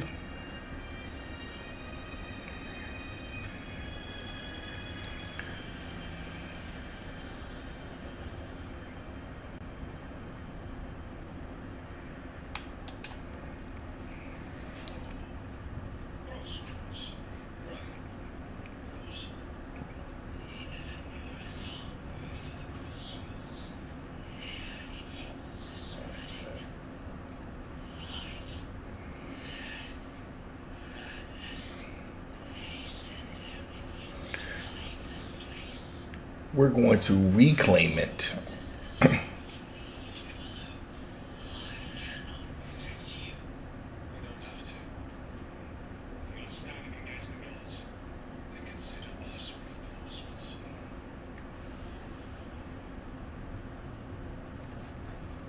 If you are standing against the gods, consider us reinforcements. That's almost like The Rock in that one movie. Lady, I am the cavalry. Oh no, he said woman.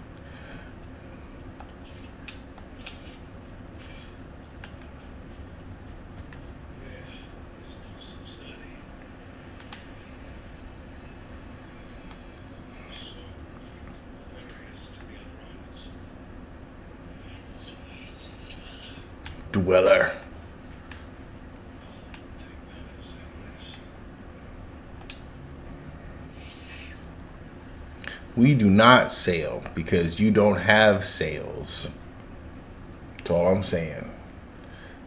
I mean, if you don't want to say row, I'm feeling you because you're just no water. So technically, you're not rowing either. You're going through the motions. I have summoned the guardians of the crossroads to protect them. Beware. The guardians will All the interlopers. Interlopers too. That's what we do. We interlope. Can I climb up there? I don't think so. Oh shit. I wonder. What's up here? Slow ride. Take it easy.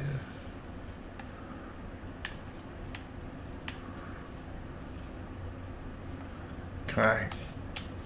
Oh, okay. So is it a solid object or am I gonna track through it? I can't tell. Let's see. I can't tell. I can't tell. Doesn't look like I can grab it. All right.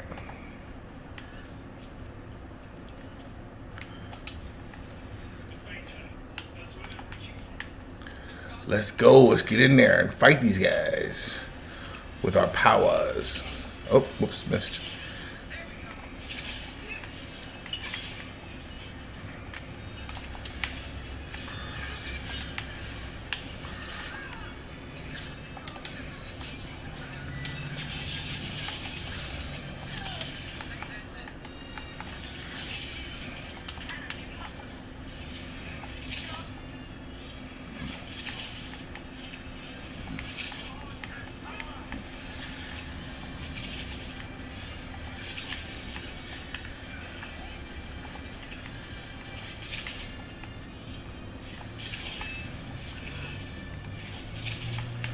Oh, nice little dodge there, buddy.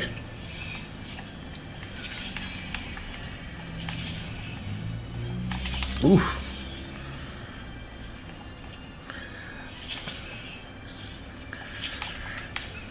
I don't mind the auto switch, but I do kind of wish I didn't immediately switch to swords as my default. Like if I'm in the process of using the bow, can I like run around with it for a second or two? Like, oh shit, hello, watch out, watch out.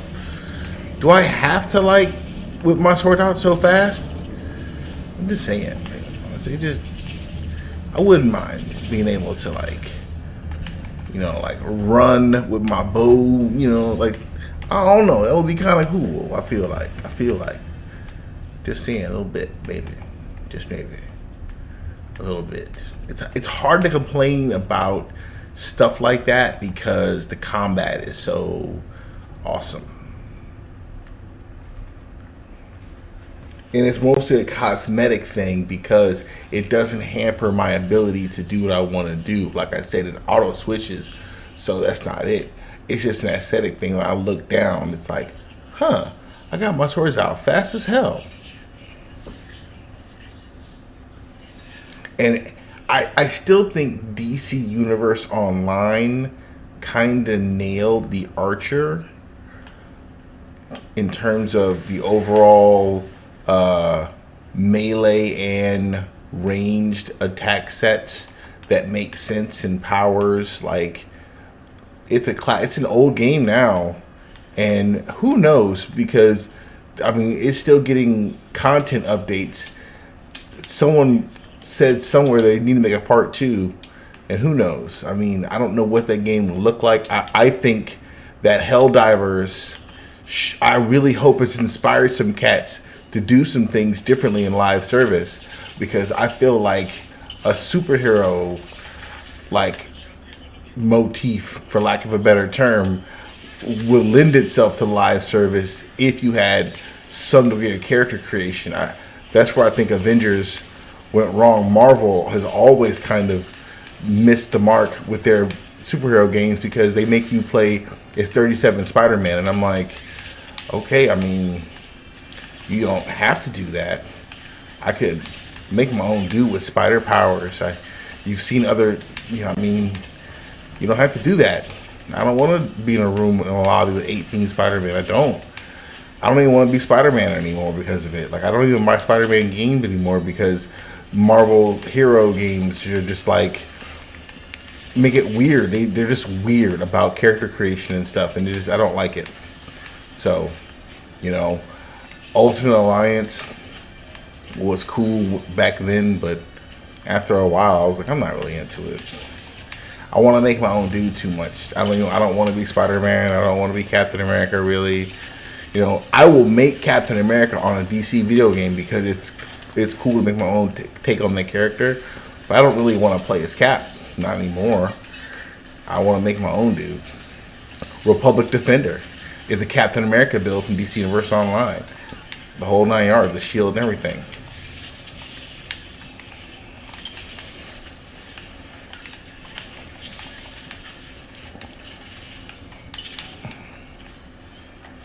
Ooh, nice headshot.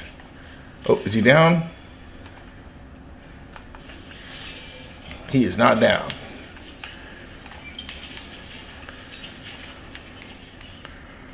Out of arrows. Let's go.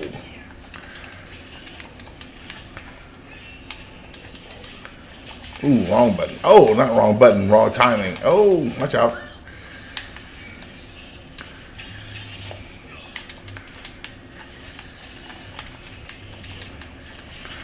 A little bit of help here. Soothing potion. I gotta level her up, but you know what though? She'll slow down time for me and let me give him the business. All of the powers. Okay, there we go.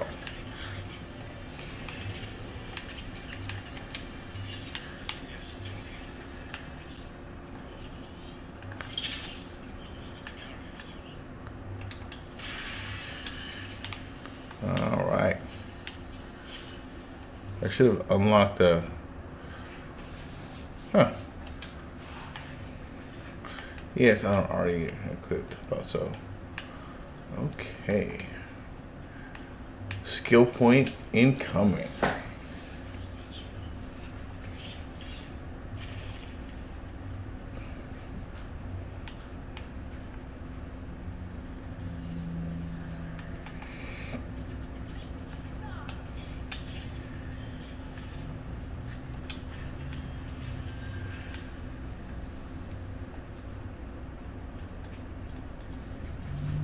Skills.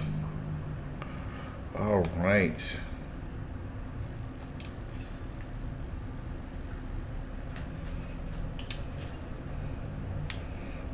Works. I'm close to leveling too, so I'll be able to grab that power. And that power basically takes a close. Also, I was like, it takes a health potion from anyone. So, which I think is an awesome ability, but also a pretty funny meta joke. You know, because it creates the idea that every single person you come across who's an enemy has a potion in their inventory. Multiple ones. Because that ability to steal the potion from them works against any enemy that triggers as an enemy. So if you can target them, then yes, you absolutely can use I think it's called pilfer or something. But basically, you grab a potion and you take it. So it's a self heal, and it's nice. It's a nice little ability to have, especially for a rogue who comes in and out of proximity combat like so frequently. So you can be like taking some serious damage, and suddenly just like yoink, and heal yourself with it. So you also would benefit by increasing how effective taking a potion is. I think that would stack. All right, so I just leveled up again, and I might be up late tonight because why not? I am chilling. Alright, so yeah, pilfer is the ability. So you'll see it. Watch it. Give me that shit.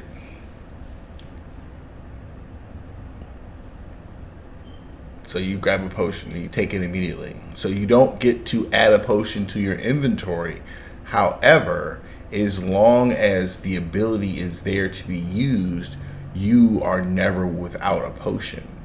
If that makes any sense. I did it right. I did it. And I did find it very useful. I'm not gonna lie. Like, there's still, even though they've streamlined so much, there's still abilities and stuff that after a while you forget that you have them because you just don't have, or no, you is not fair to say.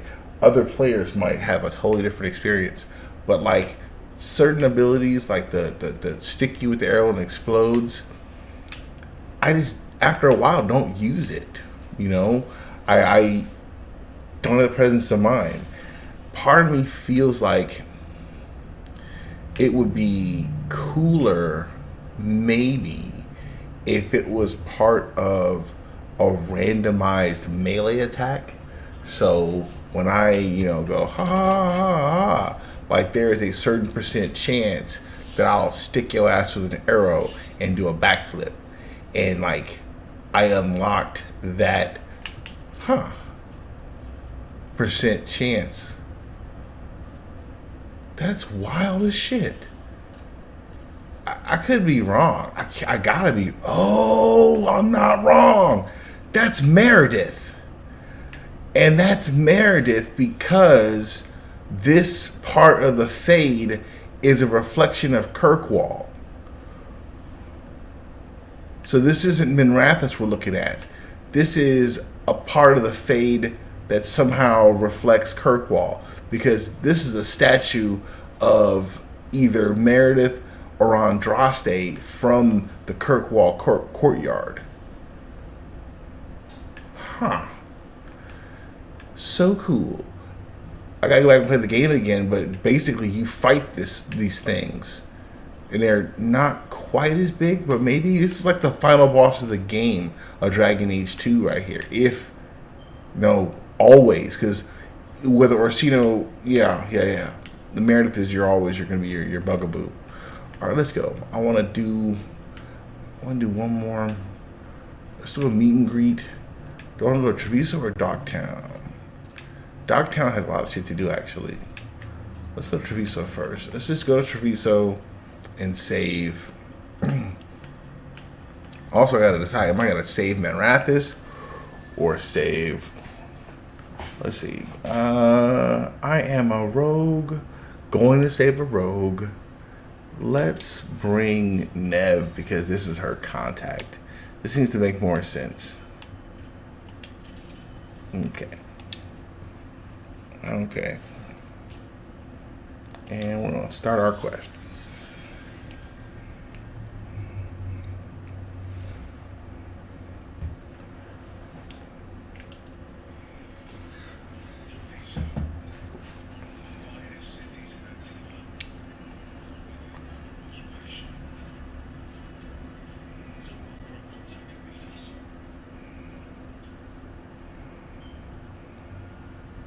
Welcome to Antiva. You must be wrong.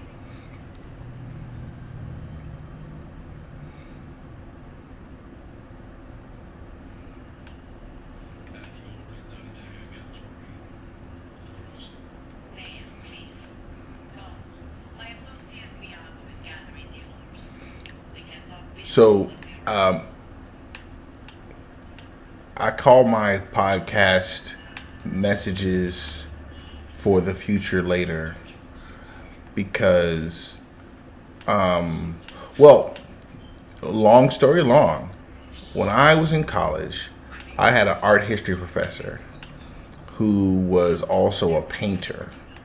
And he talked about why painters paint, why an artist would create art.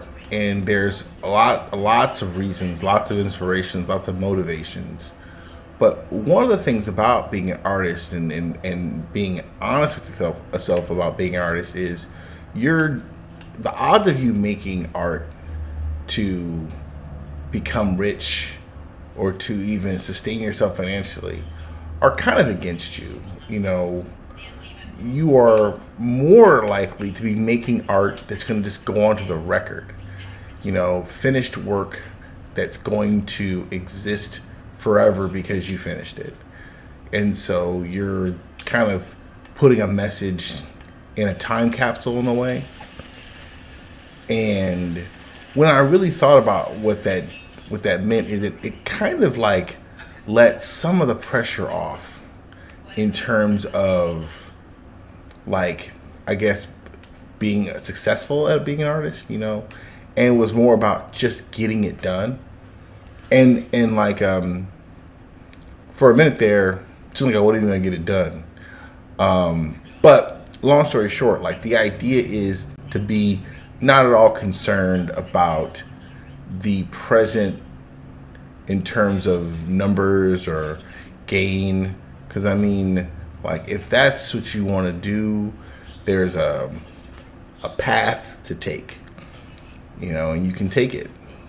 But like for me, I just feel like it's better to stay the course that I'm on professionally, but then treat this like a hobby and kind of just get the art on the record.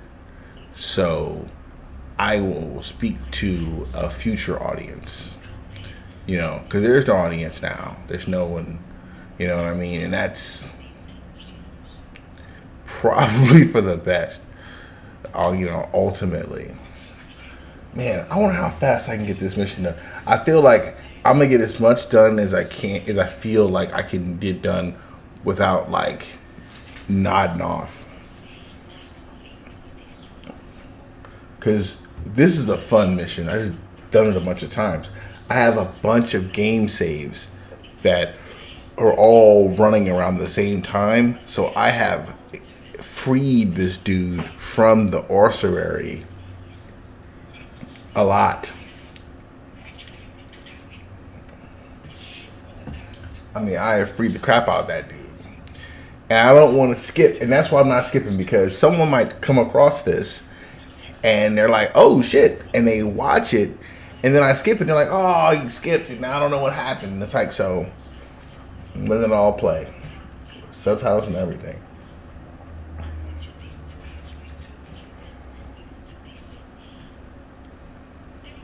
Mistakes. I know I have an occasion. The old show me where the demon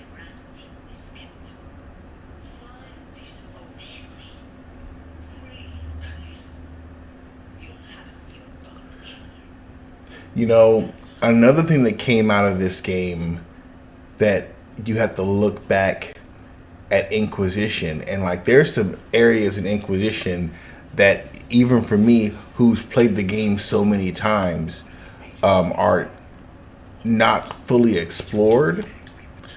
But there are mentions several times of above ground taigs. Taigs are dwarven strongholds.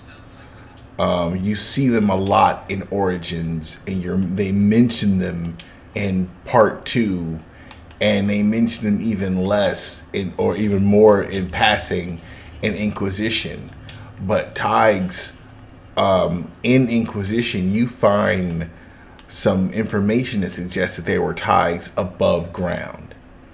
And for everything that you know about the dwarves, it's hard to kind of put it in your mental timeline of events.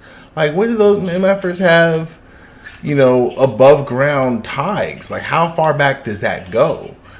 And because of like the influence of the Tevinter Imperium and what little the elves and stuff know, there's nothing that fits in the timeline for dwarves to live above ground, unless when the original Evanuris were fighting the Titans, dwarves weren't underdwellers. They just lived wherever they wanted to, above ground and below. And that's why you have above ground taigs. Hell, the dwarves, like, I think the dwarves were enslaved by the Titans, like a hive mind, like Unity and Rick and Morty. And I think that the dwarves basically were like the RTS minions for the giant titans, and they dug their pathways, they built their cities and like that, but they just did what they were told with no free will of their own. That's what I think. I think that is how Mythal convinced Solus to create a weapon to basically make them tranquil, because he saw it as freeing the dwarves from the psychological prison they were in as followers of the Titans. That's only a guess. I mean, Solus was not only heroic, he was also reluctant. So going from I don't wanna to here's the MacGuffin weapon probably took some serious, more than just mental gymnastics. There might have been a hook. And I think the hook was giving dwarves free will. And I feel like there's a record someplace that explains everything in detail, and in that record is the justification for Solus being the maker.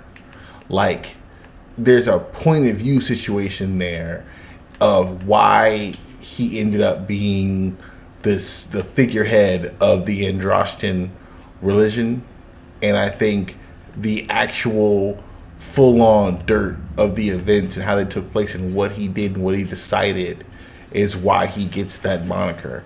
But I do think Solus is the maker. Whether and of course that means that he didn't, of course, create the universe and anything like that. But technically speaking, if the maker is an old dwarven legend explaining how they became the dwarves that we know of, that they don't even know has been taken from them by the Tevinter Imperium, then like that would kind of like, I don't know, explain how it could get so like, I'm trying to put the argument together in a way outside of my brain while I'm playing the game. That doesn't always work. But there's a lot of codex entries in Inquisition that lend itself to the concept that, okay, it's very much like the Acolyte introduced the concept of the Jedi being not necessarily the most right or the most correct or the most, properly understanding of the Force. They were just the most powerful, and so might made right, and they were able to police other Force users, for good or ill, because that's technically speaking not exactly in keeping with what they teach, right? Well, the same can be said of the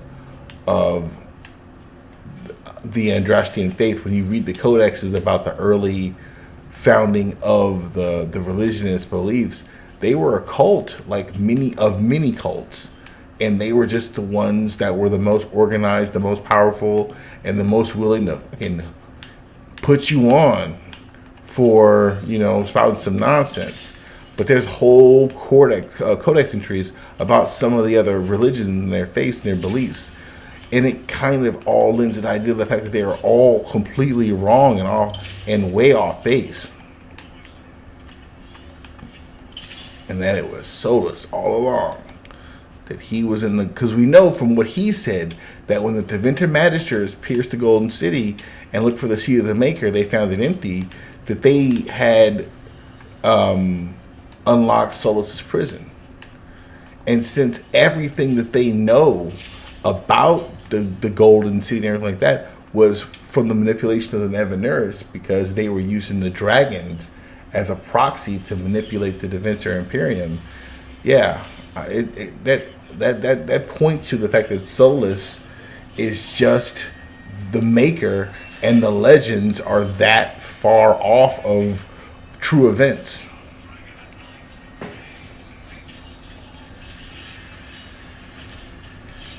Because we still don't quite know how humanity factors into this, and if humanity even got its start on this planet, because the Star Child was human, and I don't know if this is all part of a larger universe where humanity's origins would be accounted for on Earth in terms of the lore of Mass Effect, making the history of humanity on Earth part of the lore. Technically speaking, humans anywhere else in the universe might be from Earth. It's all timey-wimey BS, but technically speaking, who knows how humanity got to this planet,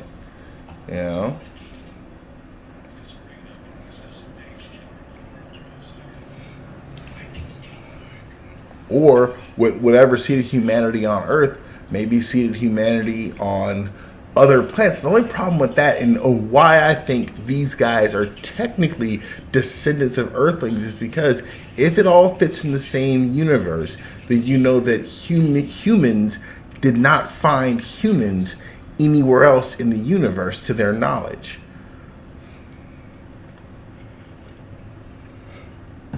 Humans entered the scene and then met the rest of the intergalactic community, all hailing from Earth. So if this is the deep past of the same universe, and this is a planet out there in the cosmos, and there's humans on it, but we know from Mass Effect that humans all came from Earth, then these motherfuckers right here are from Earth somehow. And the true inhabitants of this planet are dwarves, Canari of some sort, probably, what are they called? Not Canari, but they're Ishkoth or whatever, and elves. Humans might literally be aliens, which would be hard as fuck.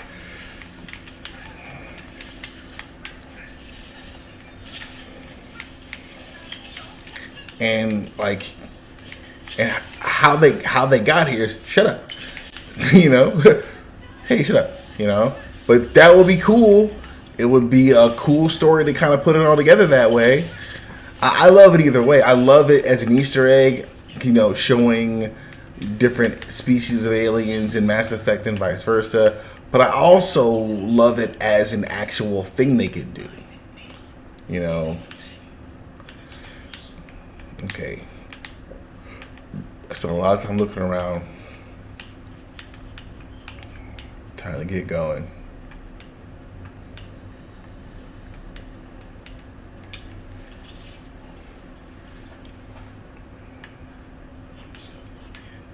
Living prisons love magic. That's magic to summon spirits.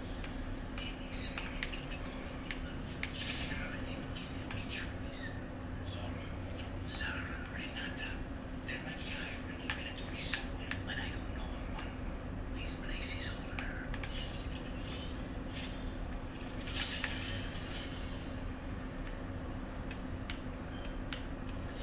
I wouldn't mind being able to come back here, but you know, this reminds me of where you go if you decide that you're going to work with the mages and you found out where Samson's lair is, even though it's a bit more complex than Samson's lair. Samson's lair is a straight shot.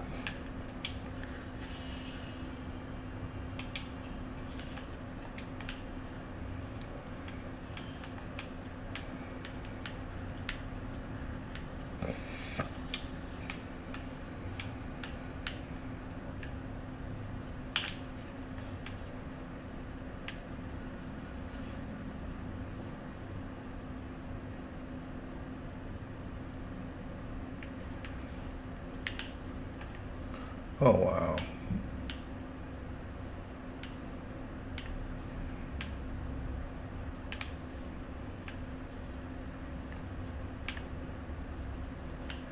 It might be time for a break. I'm trying to figure out where this... There's a thing up there. There's a thing at the top of the mini-map showing that there's a chest. Oh gosh, I think I know where it is. No, wait. Okay. This place exists for handling the worst kinds of demons. All right.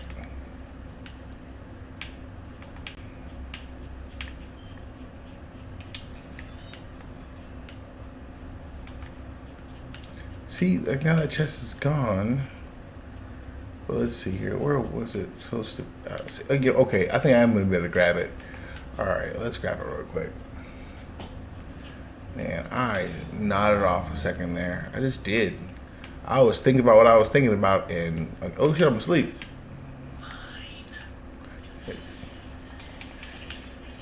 Wait, he tracked. Wow, okay, that was cool.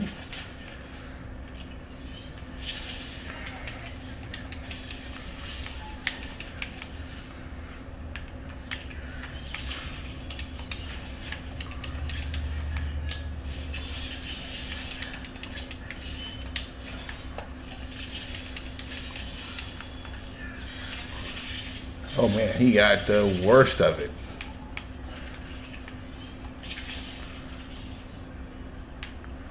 All right, that's it for those guys.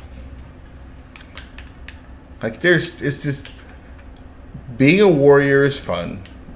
I kind of wish you could maybe get a little more damage out of your guy. I mean, probably can eventually, but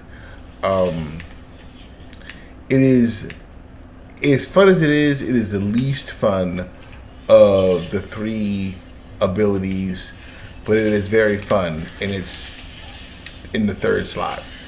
I haven't really incorporated throwing the shield into the whole thing. I usually use it just to solve puzzles.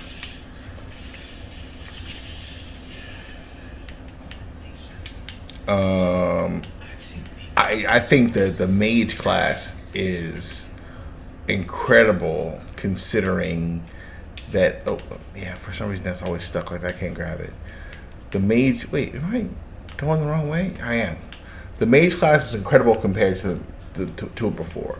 Like, I've never really loved, except for in Origins, because you can become an arcane warrior.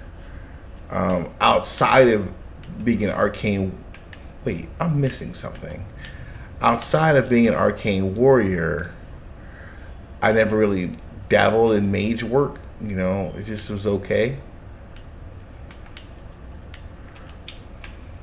So, like, in part 2, I don't think they had an arcane warrior, like, secondary build. Not that I can remember.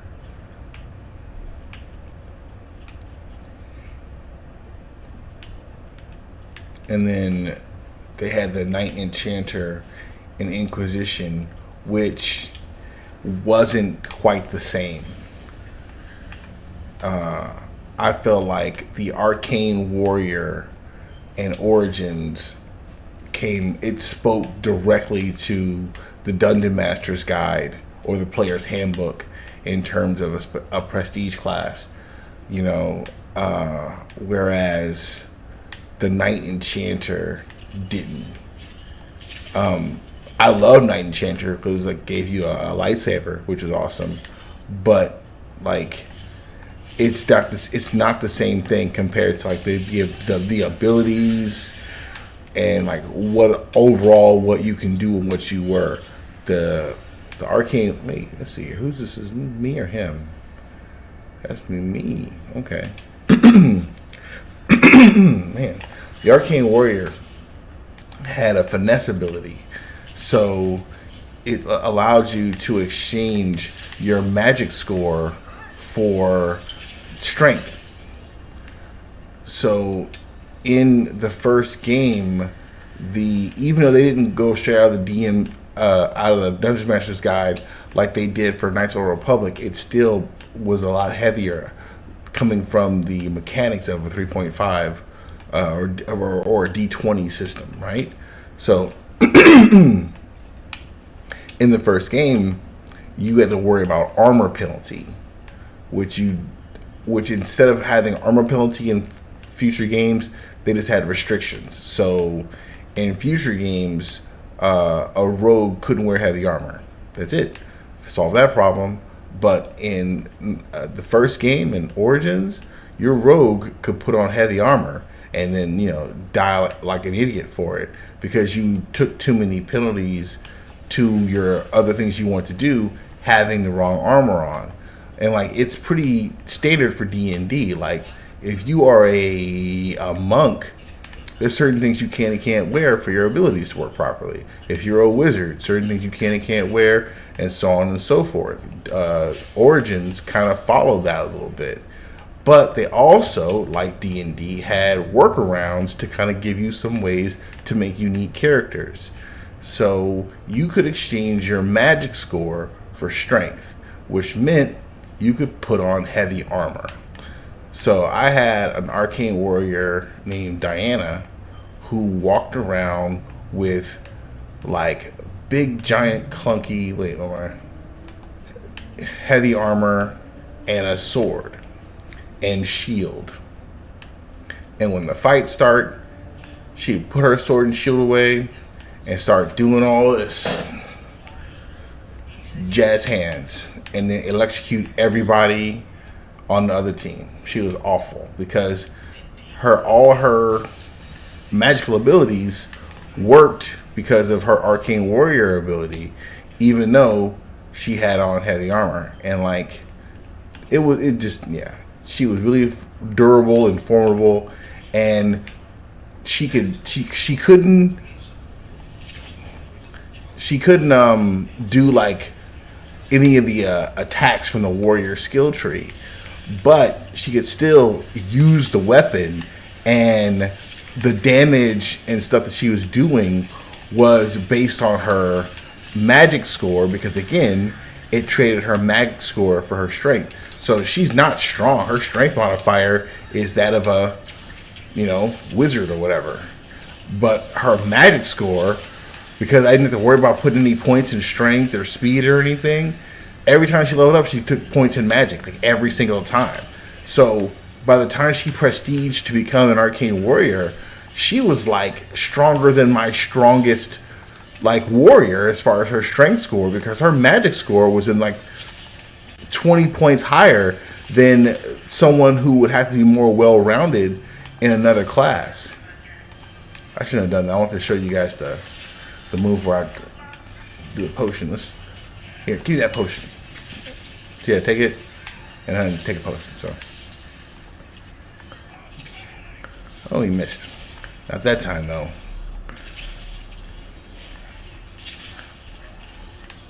Yeah. So Diana, once you got all her powers and stuff turned on, like the only thing she had to worry about was someone who could dispel magic. So if I couldn't get to a mage fast enough, she could find herself unable to fight because suddenly she was a wizard wearing heavy armor with none of the spells, because the power set had like a couple of passive spells that were always on that created the ability to wear the armor and do all this stuff. So you were always kind of under a constant spell you would cast on yourself to be an arcane warrior. And any spell you cast can be dispelled. And so, yeah, especially on higher difficulties, yeah, you might run into some mages who will just dispel your magic. And then now you got to survive long enough to get your defense spells and stuff back up. So it wasn't a complete, like, MacGuffin or Mary Sue, but damn, she was, man, the dragon didn't have dispel. So the dragon, and you pick a dragon, and that was its ass. Like once she got to that point, you had to be able to dispel magic, or you couldn't hit her. You couldn't defend yourself against all that electricity, all that fire, and then she could walk up to you and hit you with a regular like attack and do so much damage because she's so strong. Yeah, and in Origins they had like the finishers and stuff were completely cosmetic. There wasn't a move mechanic component to it, so you just randomly did it. So while she didn't have any of the abilities like the attacks and stuff, she would still suddenly spin around and chop your damn head off because she was using a sword, and those animations were thrown in there just to kind of mix it up, which was awesome. This is a TPK mission part right here. Like you can use your whole party right here messing with these cats in this hallway.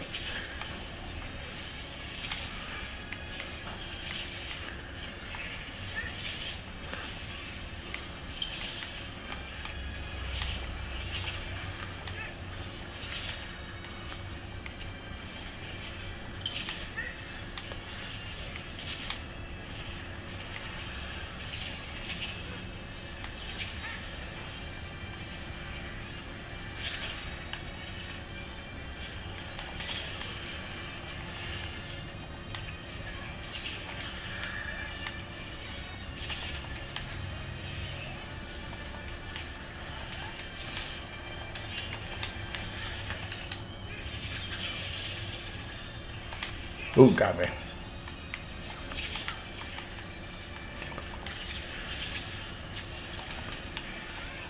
Or you know what? I'll use one of these guys. I don't know how drinking a potion puts bombs in my pocket, but I'm not going to question it. You know what I mean? Like, because the bombs are in my pocket.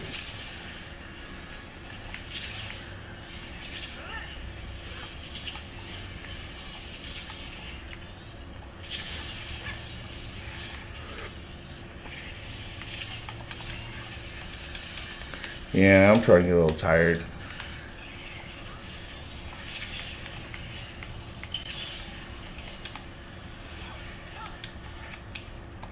I've been trying to read it for I don't know how long. Got him.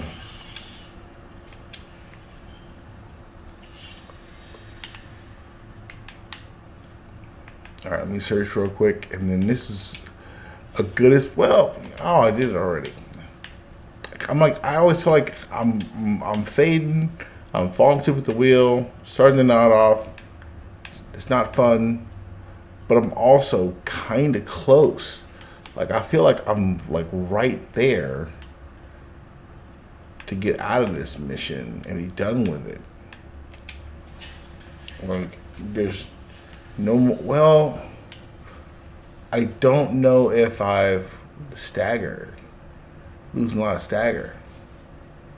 And we'll keep quiver for now.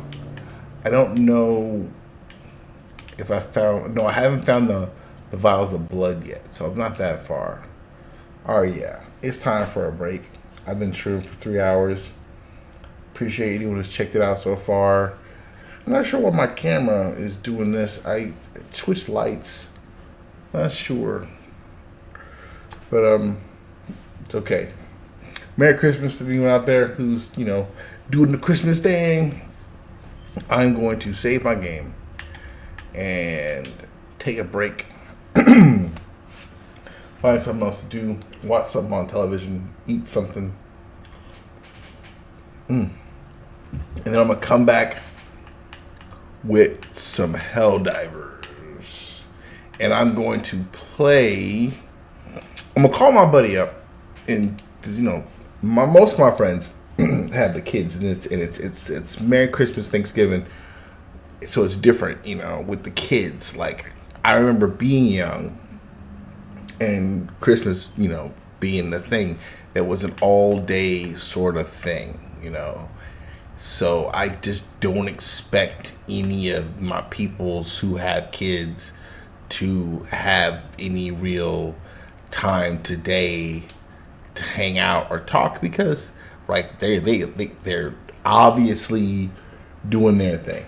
Like, even my girl, she is obviously doing Christmas with, like, her grandkids and stuff. So, yeah, I'm not too worried about it. But my hesitation upon doing the pickup groups in Helldivers these days is I got the vehicle. And I just don't feel like calling down the vehicle and it being a point of contention one way or the other. You drove off and left us. Damn it. Or that guy jumped in my vehicle and just drove off. Damn it. You know what I mean? Like, I'm probably overreacting because I totally am. But the game is like pushing you towards multiplayer in a way that is, I can't help but respect it because the game is so much fun. And it is fun to play multiplayer, but playing alone offers its own charms.